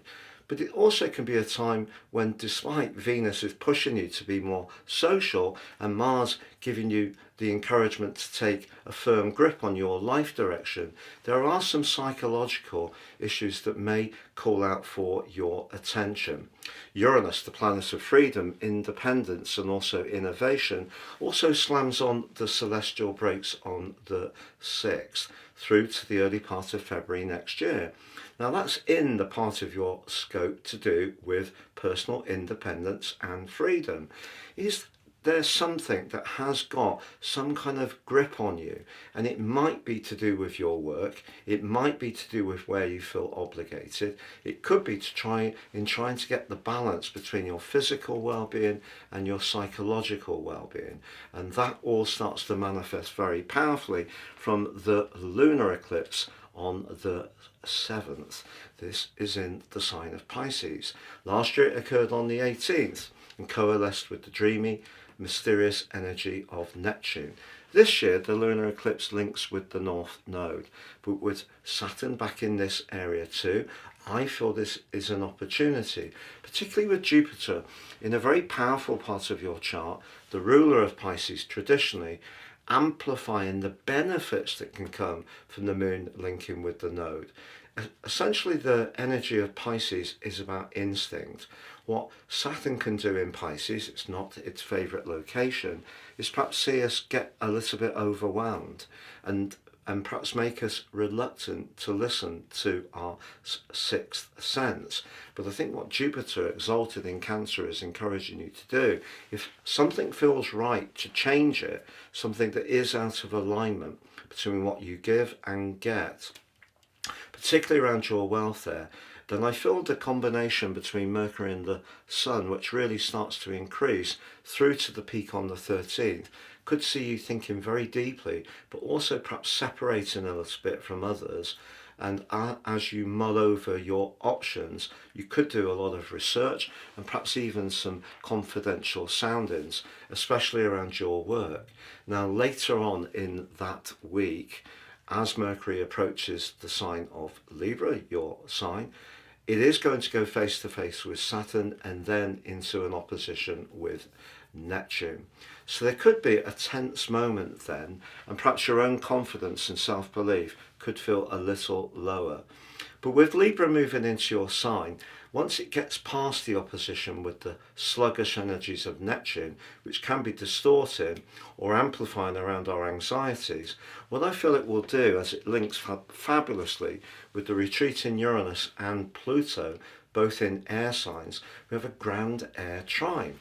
And your ability as a cardinal sign really starts to build up and will gain even greater magnificence once the Sun moves into your sign on the 22nd. Now, ironically, your ruler, Venus, then plays a brief catch-up with the Sun, replacing Mercury in Virgo. So Venus in the 12th house suggests that if something isn't working around a commercial relationship, it could be around a friendship, maybe even around a personal relationship, because you feel that the effort and thoughtfulness you're putting in is not being reciprocated and leaving you feeling a bit empty, like, we can't pour from an empty jar. So I feel that the solar eclipse, which is face to face with Saturn on the 21st and providing a backdrop energy for the next 6 months, does say, I feel, that if you aren't feeling fulfilled in a particular involvement or professional relationship, or your work doesn't give you much personal satisfaction, or your energy is particularly low because of the demands from others, I feel that the autumnal equinox is encouraging you to seize the mantle and be much more assertive and Mercury, of course, will help you to do that. Now, ironically, as I mentioned before, Mars switches home to Scorpio, the second of the two signs that he governs, but clashes with the other ruler of the sign through the last week of this month. It may be that you could find yourself wanting to be a bit more impulsive with resources towards the end of the month, splashing out on some new gear. Maybe it's someone you're drawn to romantically. A big gesture may be something that you're tempted to do. I try to resist that, but if you are finding someone much harder to resist in terms of their personal magnetism and attraction, then the sun moving to join Mercury in your sign brings you into the moment, helps to push back on some of the doubts and low energy that can manifest at times this month, and really take on the baton. Essentially, the sun moving into your sign is its halfway point in its journey. But of course, it is exalted in the sign of Aries, and therefore it's in its fall in your sign. But what I would say is that I feel that Western tropical astrology was predicated on Mediterranean culture. It's obviously quite ancient. We can think of masculine and feminine. Your ruler Venus is feminine, but your sign is masculine. So use that sun energy to burnish your determination and desire to thrust forwards in a very determined way towards the end of this month. But Mars does give you the chance to do that throughout this month, and also with Venus coalescing very, very well with the Sun, and also Jupiter links brilliantly to the Sun from about the 5th through to the end of week 2. So the discussions you have behind the scenes, they may even be very private ones. You may even be asked to keep a confidence until later in the year, but they could be very encouraging indeed. So the main thing to achieve this month, Libra, is definitely to keep the faith. But if things are out of kilter between sacrifice and dedication in your life, you do need to attend to that, and particularly once the sun moves into your sign on the 22nd. If you'd like to work with me one-to-one, please check out my testimonials below. Please also check out my new website at patrickarundell.com. You can download your free natal chart with a stunning free interpretation. Enjoy my wonderful 3 free card tarot, or sign up for your free daily horoscope fired to your device each day. Scorpio, your September 2025 forecast is likely to throw up some big options, some life choices, which can be truly empowering, but also somewhat daunting if we have to make a yes or no, a turn in the road. It may be about your long-term plan, it could be about your friendships, it may be about a romantic situation, or perhaps it's about your creativity, your flair. The month begins with Saturn, the master of cycles, starting the last of his through your 5th house, very much to do with where you represent the best of your talent, through to the middle of February next year. It winds up a whole 29.5-year cycle by that time. But if you have been feeling over the last couple of years that you've worked feverishly on expressing your gifts, and it does feel that that hasn't been completely heard or recognised, roll up your sleeves, use your grit and determination to keep pushing away. Persistence is so important. But also on the 2nd, Mercury, the quick-witted planet of the Zodiac, moves into the second of its 2 residencies of Virgo. Here for you, it's the 11th house, so it is about your longer term plan, but it can also be about your network, your highest hopes. It may be about your friendships.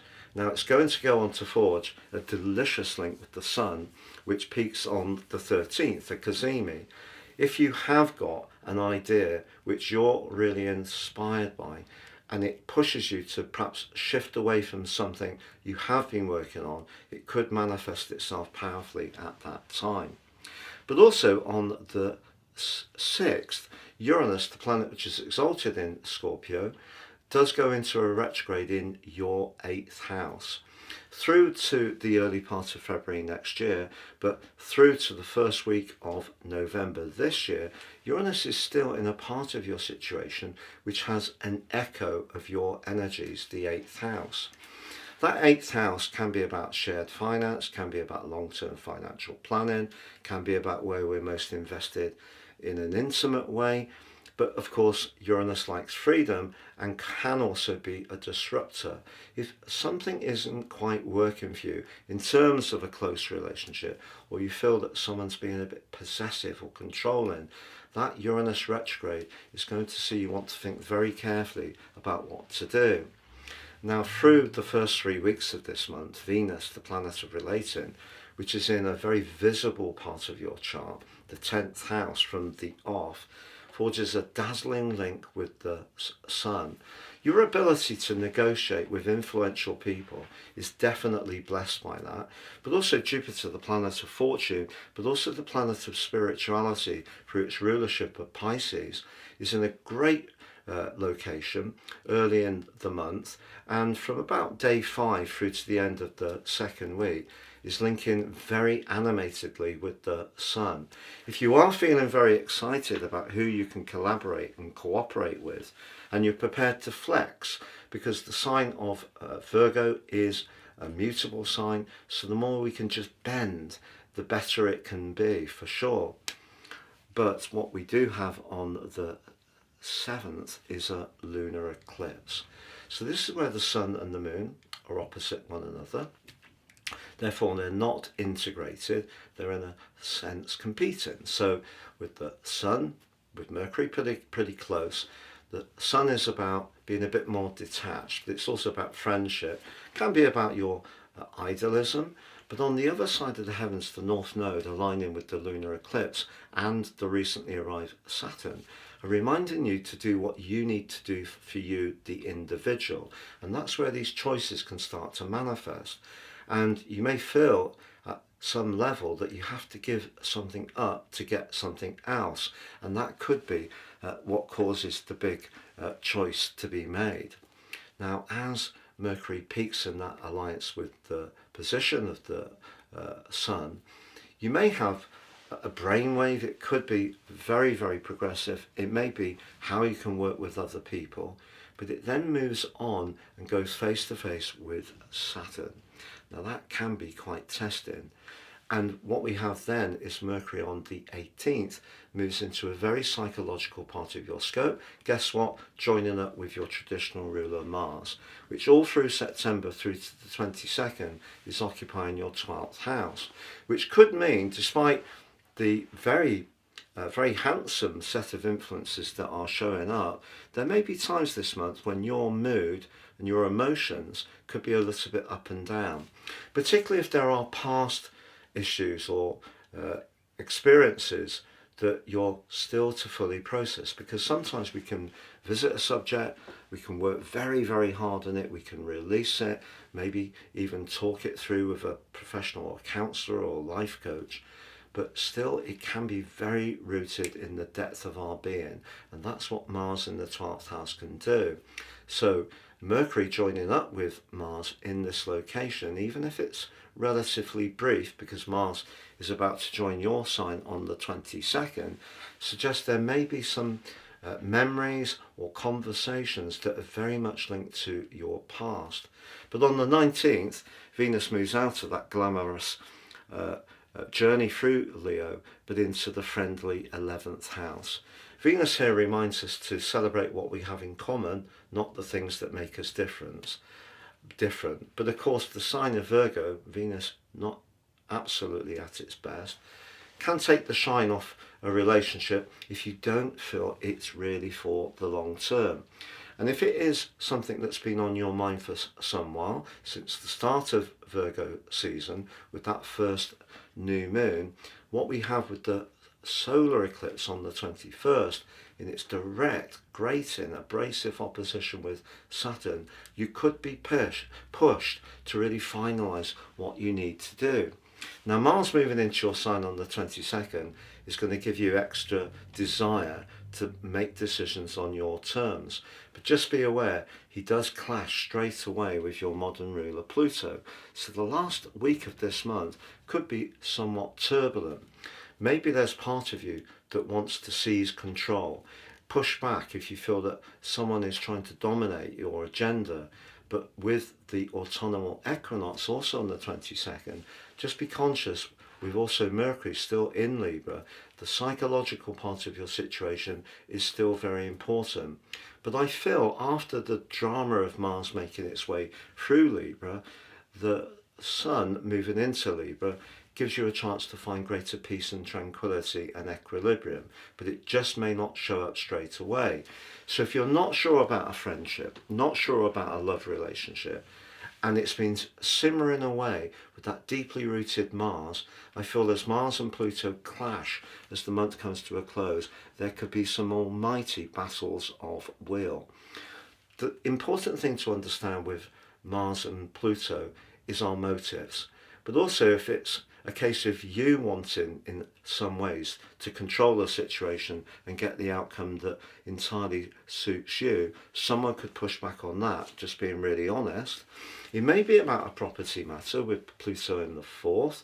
It may be to do with your emotions, but I feel that Mars moving into your own sign is for the good.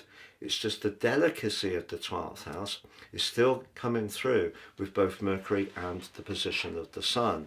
But Mercury is about conversation. It can be about listening, but of course in Libra it can be about the to and fro. And one of the good things about Mercury in Libra is pushing us to be a bit more detached if someone sees something in a different way. But if a painful matter has come up, or there is a clash towards the end of this month, or you feel unsure about what direction to take, as the month comes to a close, dive in deep within yourself, which, remember, you have a talent to do, can unlock the solution.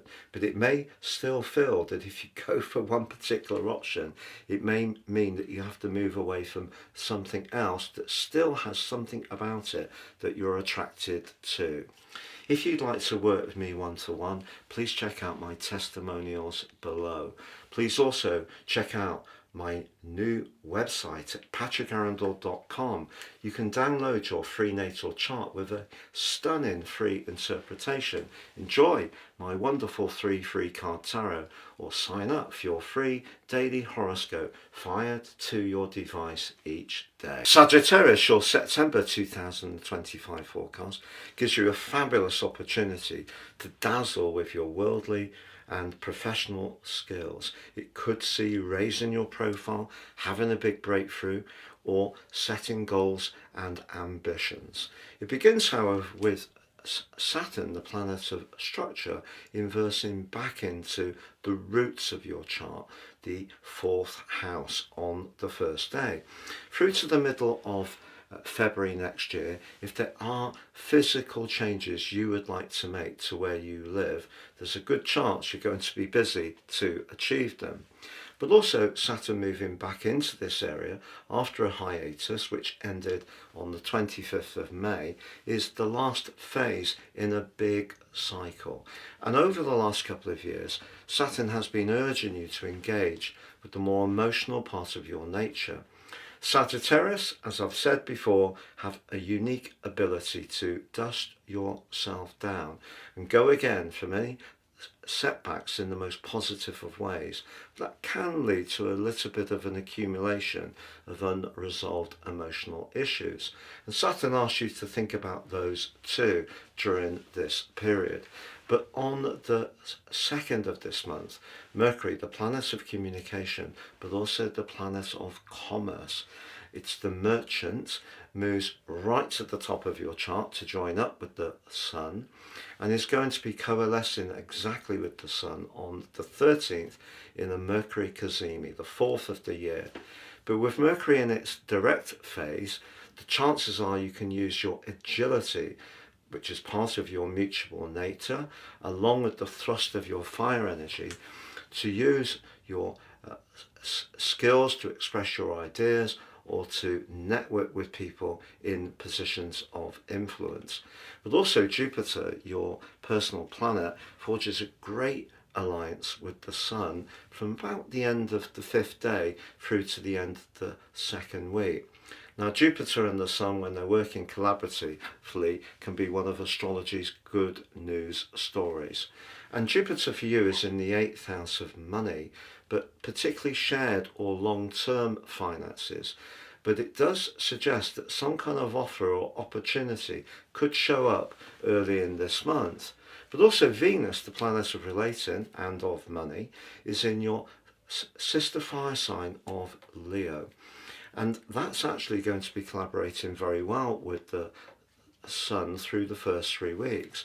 If you are thinking about moving into a completely different realm of work, starting your own enterprise, your openness to perhaps moving around, traveling, or perhaps connecting to people from a different background or further afield is going to be a real asset to you. But you are a truth seeker, and I think Venus being in your 9th house can certainly bring up that principle when it comes to relationships. But we do have Uranus, the planet of surprises, going into retrograde in your sector of collaboration on the 6th through to the early part of February next year. Now, you've had a short burst of Uranus so far in this location, goes on through to the end of the first week of November. It may have made you a bit more conscious of your need to assert your independence, or you could have experienced somebody that you suddenly want to be with. Whether it's been binding or long-term is another matter. But Uranus can be quite complex, but also quite exciting. But then on the 7th, we have a lunar eclipse. This is a mirror of the lunar eclipse which occurred last September on the 18th. Now that one aligned with the dreamy, confusing, potentially, energies of Neptune. So if your home or emotional life has got a little bit bogged down in the interim, or has been somewhat draining, or you have had literally leaks to deal with in terms of a building, I feel that this particular lunar eclipse actually has some blessings. It's aligned with the North Node, which is, if you like, a kind of pull towards where you can head, where there are opportunities, but certainly opportunities to engage with your emotional needs and anything around family or close, very, very close relationships. But the position of the Sun on the other side of the heavens, as well as the Moon and the Node, are also blessed by Jupiter, your ruler. So there is something that you can discover over the next 6 months by being open to being at times perhaps more aware of how you're shifting deep within your being. And although the ambitional side of your nature is very much to the fore this month and could be a chance for you to seize a claim, being comfortable with the environment you're in, securing yourself. If you're someone who enjoys working from home, these eclipses can work very well for you too. And generally, I think it's a benevolent lunar eclipse. Then we have Mercury aligning, as I mentioned before, with the Sun. Your crystal clear clarity, but ability to cut through, share ideas in a way which grips people, not because they're bright and interesting, but because they're detailed, but at the same time imaginative. All of that can glow up. But Mercury moves beyond the Sun and then comes into a sluggish opposition with Saturn. And if you do feel that your work-life balance is a little bit out of kilter, there could be some weariness just before Mercury moves into the sign of Libra, where it joins up with Mars. Because Mars, right from the off this month, is in a very positive part of your chart for long-term planning, but also your alliances that really matter to you. Now, Mars, of course, can be about our need to maximize our individual presence, but in the 11th house, as it is for you, it can see us able to do that, but also collaborate. So Mercury moves to join Mars on the 18th, sounds great, but then goes into an opposition with Neptune. So that sluggishness which has prevailed over the previous 2 or 3 days may be a little bit difficult to shrug off. But if you are wanting to make that progress around your work, your business, your career, with Venus climbing to replace Mercury in the part of your chart to do with success on the 19th, charm will get you everywhere. And it's important to use the energy of Venus to build up those collaborations. But you know, although Mercury is blocked by Neptune, it's blessed by Uranus and Pluto. Pluto in your third house is superpowering your ideas, but also your passion and the conviction that you have the right to them. But it's linked to Uranus, suggests some unusual or quick moving relationships. But with that Mercury influence joining up with Mars, it may be by being part of something bigger that you can also keep elevating what you're doing as an individual. So being part of a team may work for some archers, may not for others, depends on your unique situation. Because the solar eclipse, the only one of this entire series on the 21st, also a black moon, is in a crunching opposition with Saturn, and that can be quite testing. So it, for example, could be the case that you're offered a role, a job opportunity, but it may mean relocating. It may mean being at home a lot less. It may mean that you have to stop working from home and turn up and physically be at an office. There could be some restrictions, some strings attached. If it doesn't show up at the end of this month, it could do this opportunity through the next 5 or 6. Just bear that in mind. But the 22nd is intriguing. We have the autumnal equinox and the sun arising in Libra, all about balance, equilibrium and fairness, but also Mars dives deep into a very sensitive part of your chart, the 12th house. Over the next 6.5 weeks or so, you may find that old issues that you felt were dealt with could be aroused, and there could be a very intense discussion towards the end of this month, and it could get very heated. What I would say, Sagittarius, is the collaborative part of your chart is mainly strong this month. Yes, the solar eclipse may be an opportunity for you to raise your profile and seize the golden prize, but you need to make sure that you feel comfortable. You know, there may be a job offer that comes up and it's with people or it's in an organisation which is not quite your celestial cup of tea, and that can create a bit of a conflict, so that's possible. But I think that more psychological energy that's coming up with Saturn inverse into to the 4th house on the 1st, and then Mars diving deep for the last 10 days of the month, just suggests that whatever you're trying to achieve, just stay in touch with how you feel, because it will keep you safe. And it's important also to be mindful of the support structures you have in your world. But if you're wanting to use your ambition to earn more, gain more responsibility, but then use that to live somewhere better, you're right on track this month, and you will be over the next 5 months too. If you'd like to work with me one-to-one, please check out my testimonials below. Please also check out my new website at patrickarundell.com. You can download your free natal chart with a stunning free interpretation. Enjoy my wonderful 3 free card tarot, or sign up for your free daily horoscope fired to your device each day. So Capricorn, your September 2025 forecast is going to see some very powerful discussions and thinking. It may see you grappling with a contractual matter. It could even see you traveling.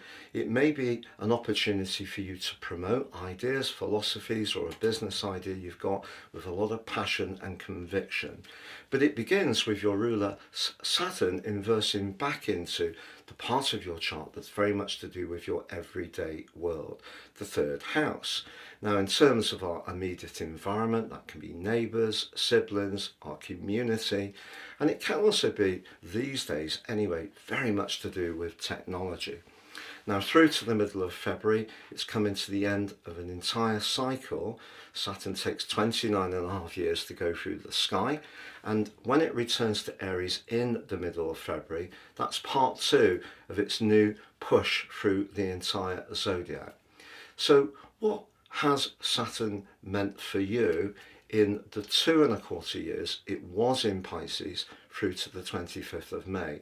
Because if you look back through those 2.25 years, you will get some clues about what may be coming. It's possible that there have been some tensions with people immediately around you. Some relationships may have got cooler. You may have learnt some new skills, gone on a course, perhaps retrained in or reskilled in some ways, or perhaps you've pushed forwards with vigour about something you feel very strongly about and have worked with your natural endeavour and discipline in a very, very hard way. And there's an opportunity to do that in these months ahead.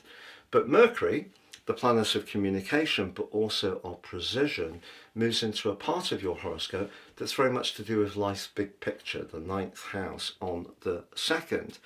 Now, Mercury here does love to travel, but it can also push us around higher education. Maybe even about wanting to relocate for some people or starting a business online.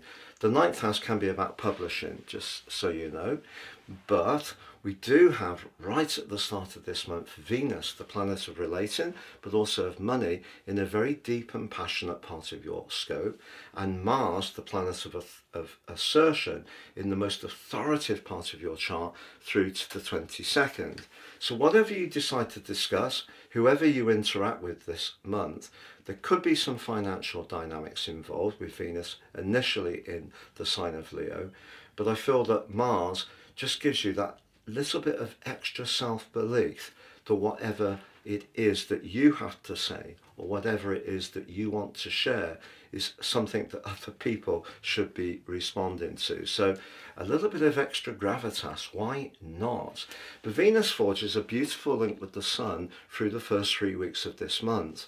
If you are thinking about changing your approach to your resources, perhaps in terms of investments, it's possible that those that are to do with fast-moving emerging technologies or overseas interests could interest you. But you could also, with Venus in the 8th house, which can be very hot and sensual, particularly as Venus comes into a brilliant alliance with Mars on the 16th, you could encounter someone through your work or worldly role, and it may be a much more intimate draw.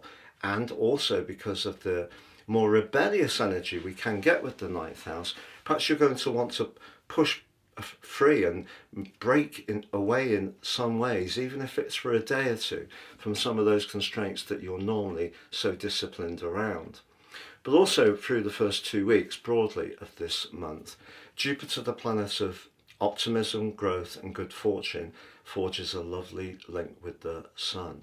So if you are looking at things in a fresh way, talking about situations, being open and just digesting that information in a very exacting way with Saturn in your 3rd house, so whatever's being discussed, you think about it and analyse it carefully, you can still make the most of the juggle that's going to go on between the 2 eclipses this month. But also, of course, we do have Uranus. Uranus is the disruptor, and he's going into a retrograde on the 6th, but he still continues to forge a very strong link with Pluto in your 2nd house of everyday finances. Uranus in your 6th house suggests that something could change about your everyday life structures. It could be around your job as well. So I feel for some Capricorns, if things have become a little bit too workaday, you may be in the mood to do something more enterprising, more free-spirited, something that enables you to have a bit more freedom, brings more excitement and spontaneity into your life, or you would say, on the face of it, non-Capricorn energies, but actually that's just the archetype of Capricorn based on Saturn, that you're very hardworking, very adhered to the process, painstaking, all great qualities. But this month gives you a chance, but it also potentially gives you some choices. Now on the 7th we have a lunar eclipse. It's a lunar eclipse which aligns with the North Node, also in Pisces like Saturn. So what you're thinking and what you're expressing are going to be very, very important, because the moon in Pisces can be very, very sensitive. And one of the things you don't want to do, in a way, is use the detachment of Mercury in Virgo along with the Sun, particularly as they align in an exact conjunction on the 13th, to be a bit too detached. So stay in touch with how you feel. That's the lesson of the North Node. But they both the Sun, the Node and the Moon, link back brilliantly to Jupiter in your opposite sign. So I feel that there could be a developing relationship this month, certainly primed by that lunar eclipse, but it may require you to flex a little bit. You may have to step outside your comfort zone, and it may mean engaging with people who see things slightly differently from you and perhaps set conditions on how you can work. But that lunar eclipse provides a backdrop for the next 6 months. So just be aware there can be some fluidity around your immediate environment, perhaps even in terms of where you're living. But there can be things to gain by shaking things up a little bit and just being a bit more flexing in your approach. Now Mercury, as I mentioned, comes into an exact conjunction with the Sun on the 13th, the 4th of the year, a superior conjunction. It's a GEMINI, and your ability to read or analyse things, but in a very enlightened way, is really going to be glowing.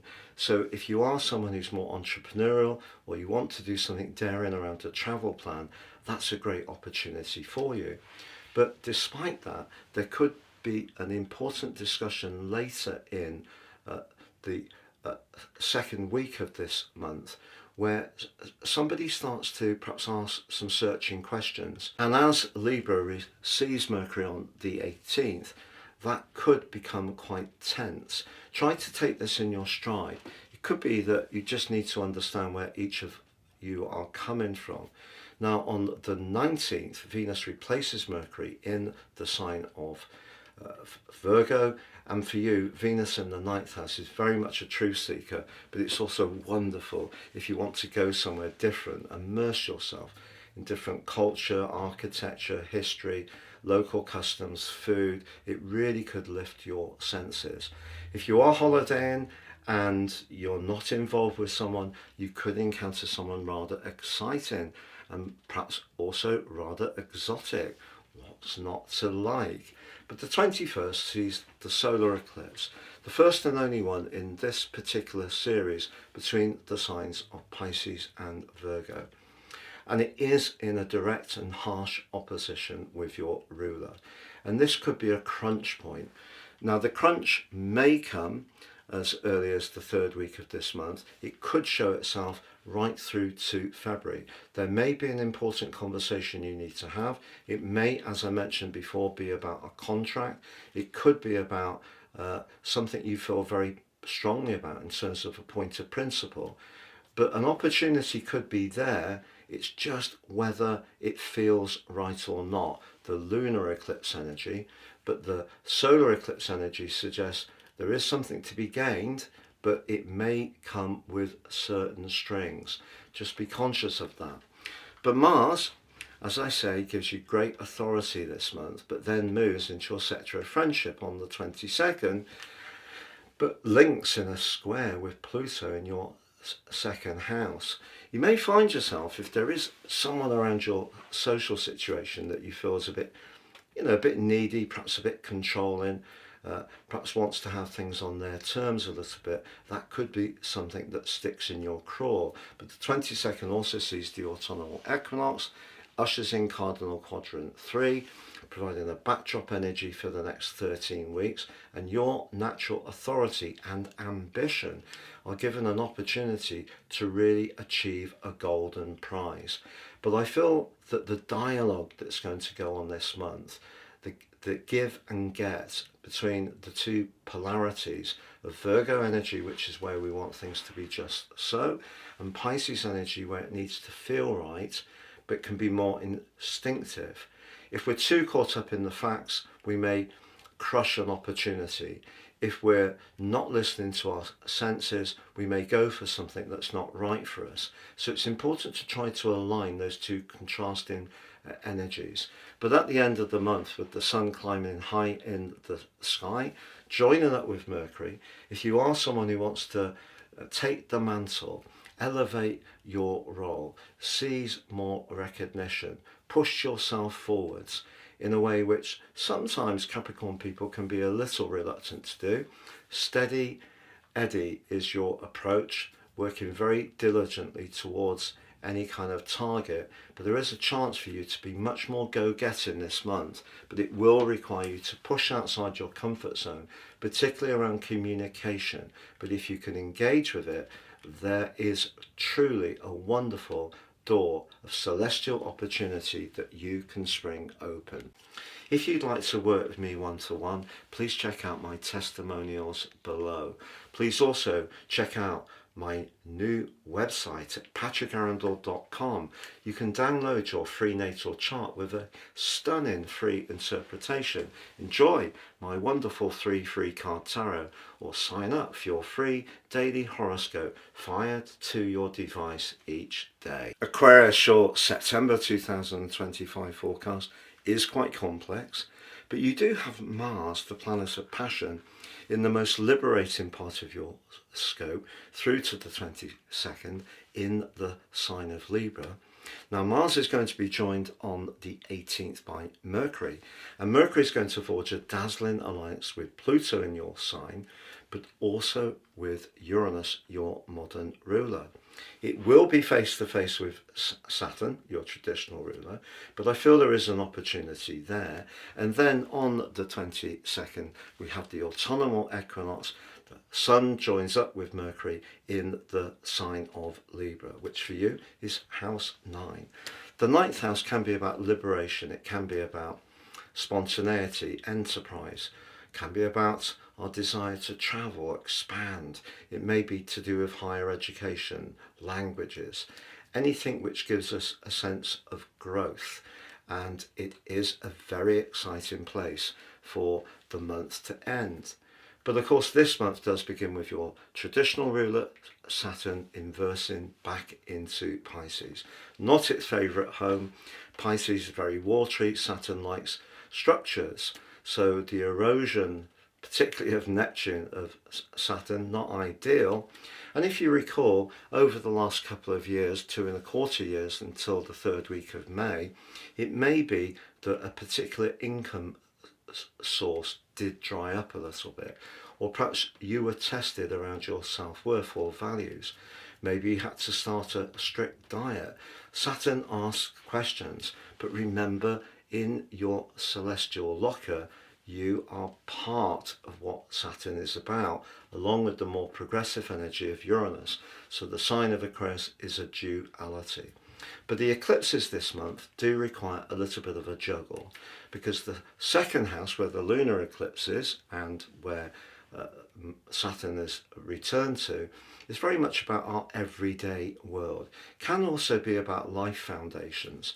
If there is something you've been battling with over the last 2.25 years, it's possible through to the middle of February next year that you can get that place of security. You can get something really firmed up in a lasting way, which can be very tangible and very satisfying. But on the other side of the heavens, there's a lot of activity in house 8.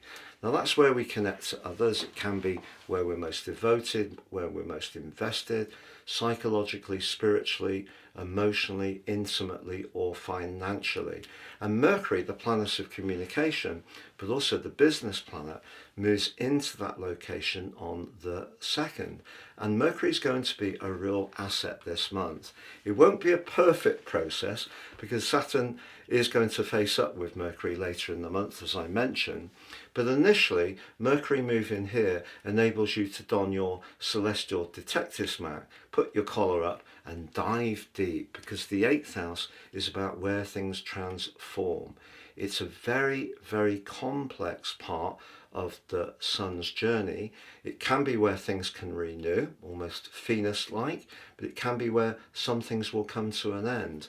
But after every ending, there's a new beginning. But the 8th house can be about the tangible side of things: money, pensions, investments, shares, mortgages, insurance policies, legacies, and so on. But it can also be about intimacy. It can be about where we're very close to someone. So there's a juggle this month between that immediate world that Saturn has just moved back into and that shared experience with where the position of the Sun and Mercury is from the 2nd. Now also your ruler, your modern ruler Uranus, is going to go into retrograde on the 6th, but I want to reassure you, Uranus continues to forge a dazzling alliance to Pluto in your sign and also Neptune. Your thinking can continue to be inspirational this month. Do understand that. The lunar eclipse, which occurs on the 7th, is though blessed by the energy of Jupiter. Jupiter can definitely, through its rulership of Sagittarius, be about luck, growth, self-belief and confidence. But its energy from Pisces, where it's the traditional ruler, is much more to do with the ephemeral sphere. It's much more what we can't quite see. It's more of a feeling.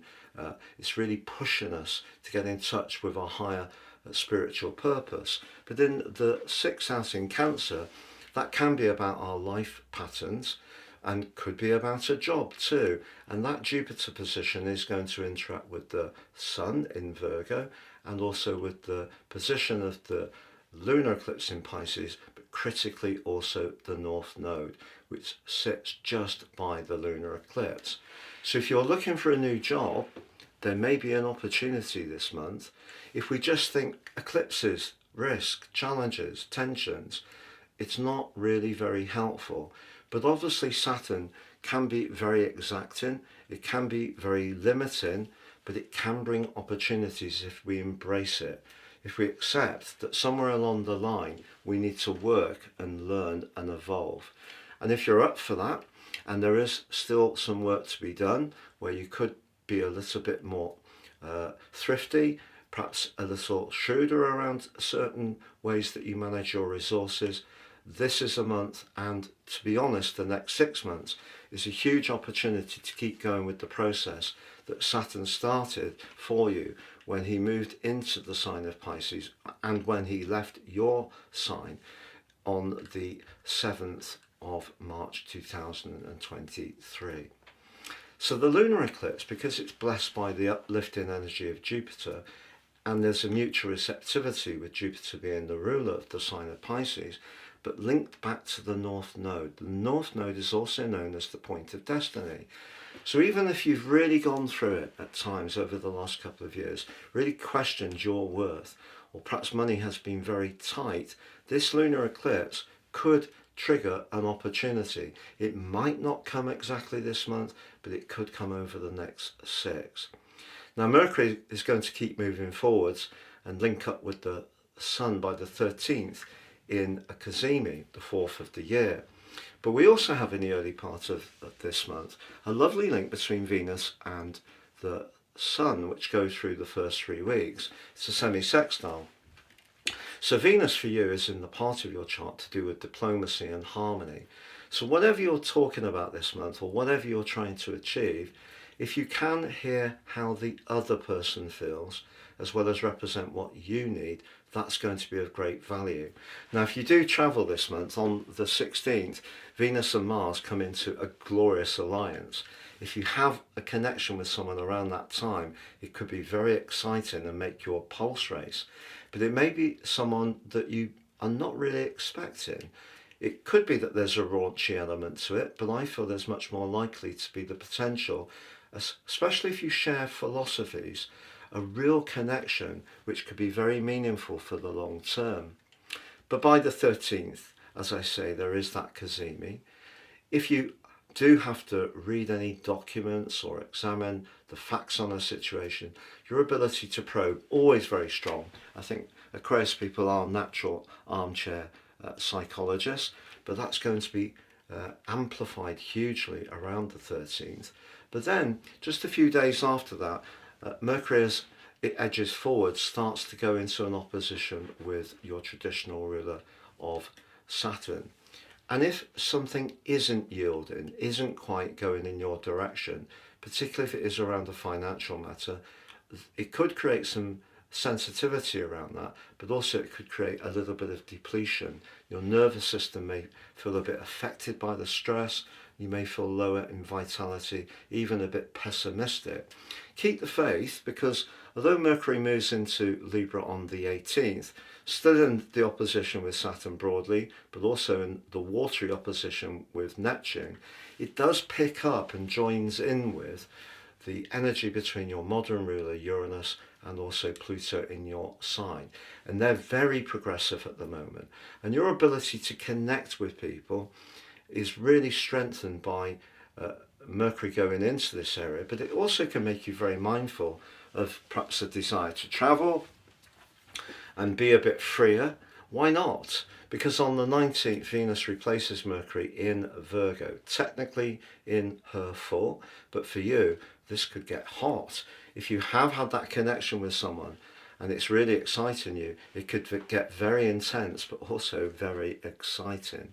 Venus moving into the 8th house could also see some good fortune come to you from someone else. So that may be a partner, could be a business associate. In some way or another, there could be some reflected glory for you. But we do have on the 21st, the only solar eclipse of this entire series between Pisces and Virgo. It's in Virgo, of course, but it is in a crunching opposition to Saturn in the sign of Pisces.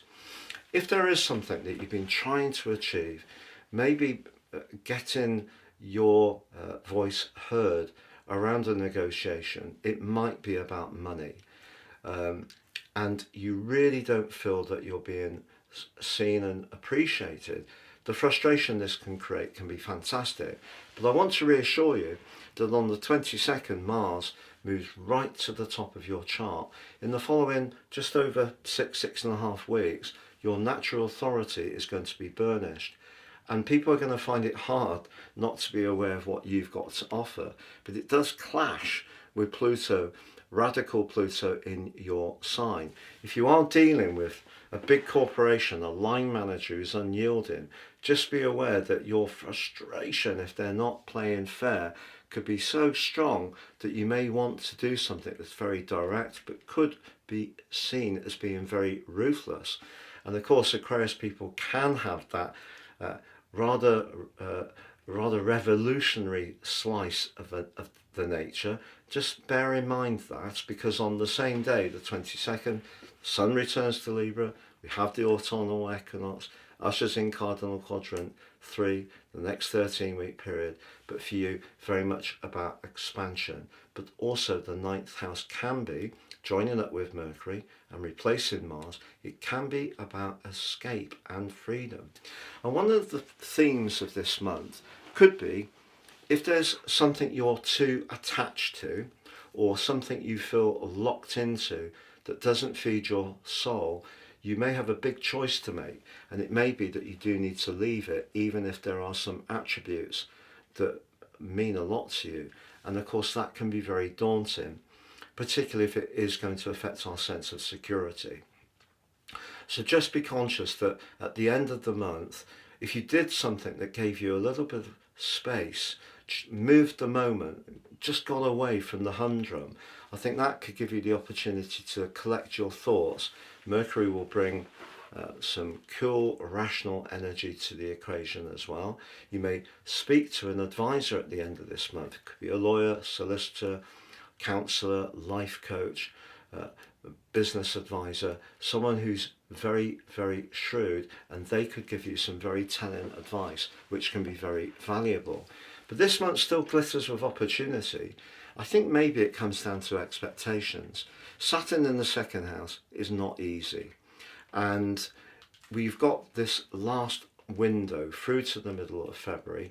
And then just after Saturn goes back into Aries, there is an Aquarius solar eclipse, the first in a new series.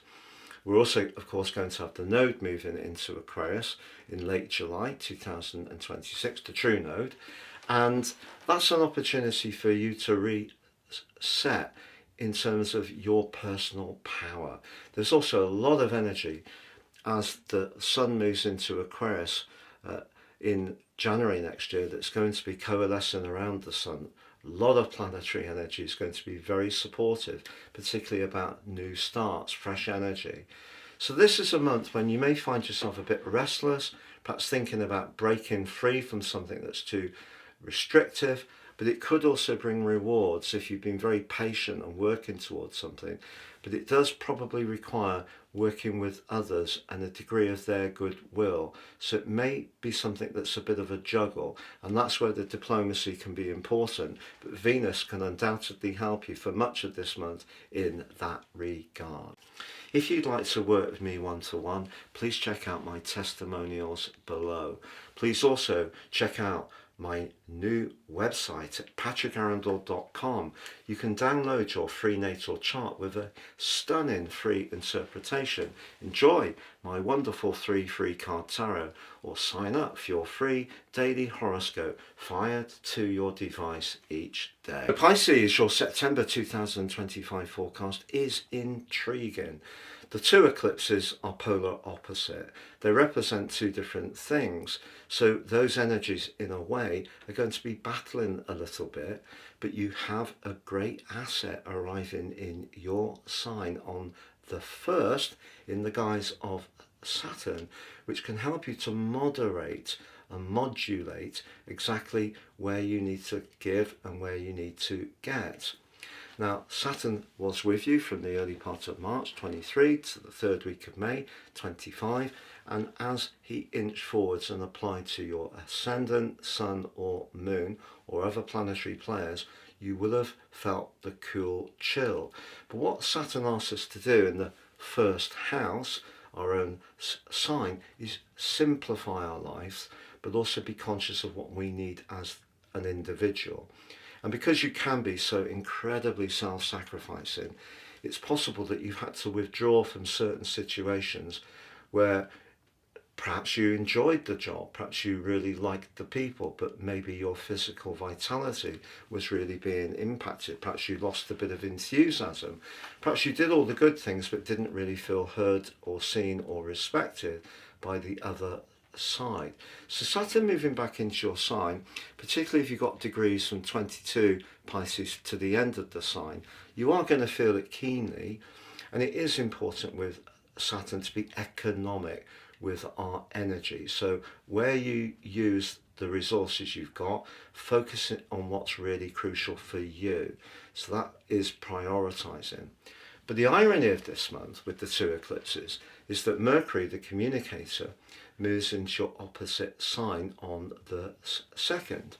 Now, if we think back to the end of June, Mercury's been going through the sign of Leo, where it can be a little bit attached to its ideas, rather prideful, but also it's been going through the pre and post-retrograde shadows and the retrograde itself. So you may have experienced some brittle energies, tension, and perhaps even some nervous exhaustion. Now, Venus has pitched up in Leo and has been softening that energy, and perhaps in some ways pushing you to continue to do good things for other people. And for sure, if we do thoughtful, practical gestures with Venus in the 6th, it is a good thing, why not? But I think Mercury moving into your opposite sign can help you to be a bit more detached from some of that brittleness that may have prevailed. Now, Mercury is going to build up into an exact conjunction with the Sun by the 13th, the Cazimi, the 4th of the year. It's a superior conjunction because Mercury is in direct motion, and that amplifies, the Sun amplifies the qualities of Mercury, and Mercury, of course, is at home in the sign of Virgo. So it can be very precise, it can be very good at defining things and sifting and refining. But around relationships, you could find yourself having a really interesting discussion with Mercury's help.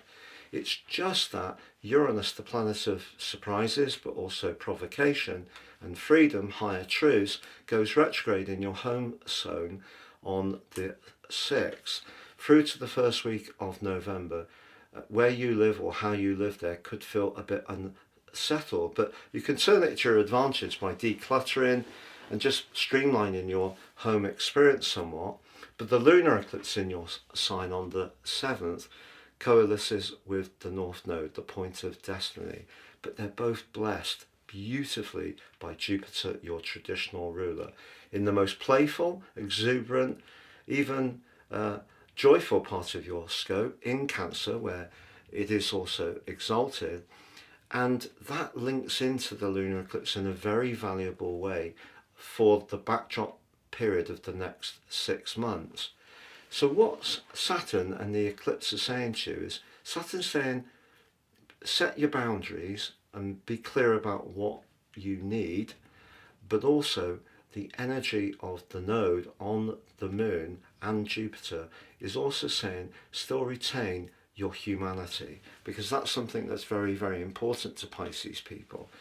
But you can at times retreat when you feel that other people don't respect you into a much cooler, withdrawn state, and at other times you can be hugely generous, sometimes even flamboyant. So it's really what Saturn is doing is help you, as I mentioned before, to modulate exactly the give and get. But I think an important relationship could come into your situation over the next 6 months, but it doesn't necessarily have to be a romantic one, but it certainly could be one. Now, Mercury is very much about how we think, can be about messages, but then it dives deep on the 18th, joining up with Mars, passionate Mars, which is in a part of your scope through to the 22nd of this month, which is very much about desire. And if you're wanting to really improve your financial fortunes or have a very intense romantic relationship, Mars will certainly help. So Mercury joining up with Mars is intriguing because it is still in an opposition with your modern ruler Neptune, also strict Saturn, but it is also angling with Uranus and Pluto. Now Pluto continues its journey in the psychological 12th house. Pluto may be the planet of the collective, but the sign of Aquarius is about community. But you may find that the community that you've existed within could be changing. And the link between Pluto, Uranus and Mercury suggests you could have some very profound thoughts, even some moments that could be really quite life-changing. You can understand or unlock the code to how you can take your life forwards in a very profound way. But Venus then moves to join up with the Sun, and I should say Venus forges a delicious semi-sextile with the Sun through to the 19th. So even if you are wanting to collaborate with someone, that part of your nature which can be very thoughtful can get a reward with Venus in that semi-sextile, but then it moves into your opposite sign. And a bit like Mercury moving into Virgo on the 2nd, it gets a bit easier not to sweat the things that we're not immediately and completely aligned around. So that's the complexity of this month in a way, because Saturn's certainly saying to you, know what you're not going to do, but Venus and Mercury and the Sun are in a way saying be open to collaboration. It just has to feel right. That brings us to the solar eclipse of the 21st. It is in a direct opposition with Saturn. If you are in a relationship which isn't working for you, however much you've tried, professional, personal, family, friendship, Mars, the planet of passion, moving into your sister water sign on the 22nd, could push you to try to liberate yourself from something that's really been oppressing you. But it is in a square with its modern ruler of Pluto. And if you do make that dramatic move, although it can be liberating at one level, it could be unsettling at another. But then the Sun plays replacement for Mars. So we have the Sun and also Mercury in your 8th house of deep transformation. And the Sun also is the autumnal equinox, bringing in cardinal quadrant 3, the backdrop for the next 13 weeks, which for you particularly could be very transformational, especially with that Pluto Mars link in the latter part of September. So I feel that this month is an interesting snapshot really of what your life may have been like.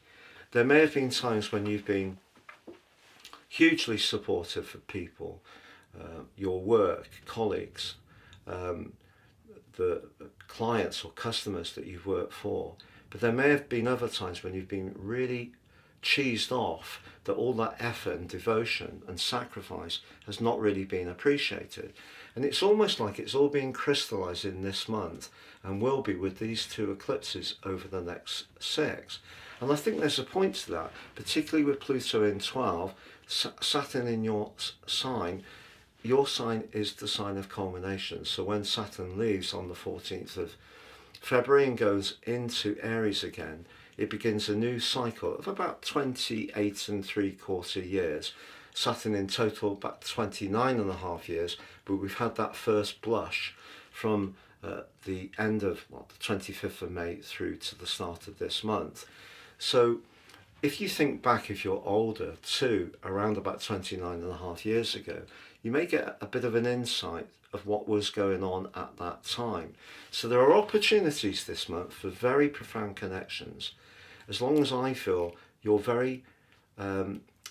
personal agency is very clearly defined.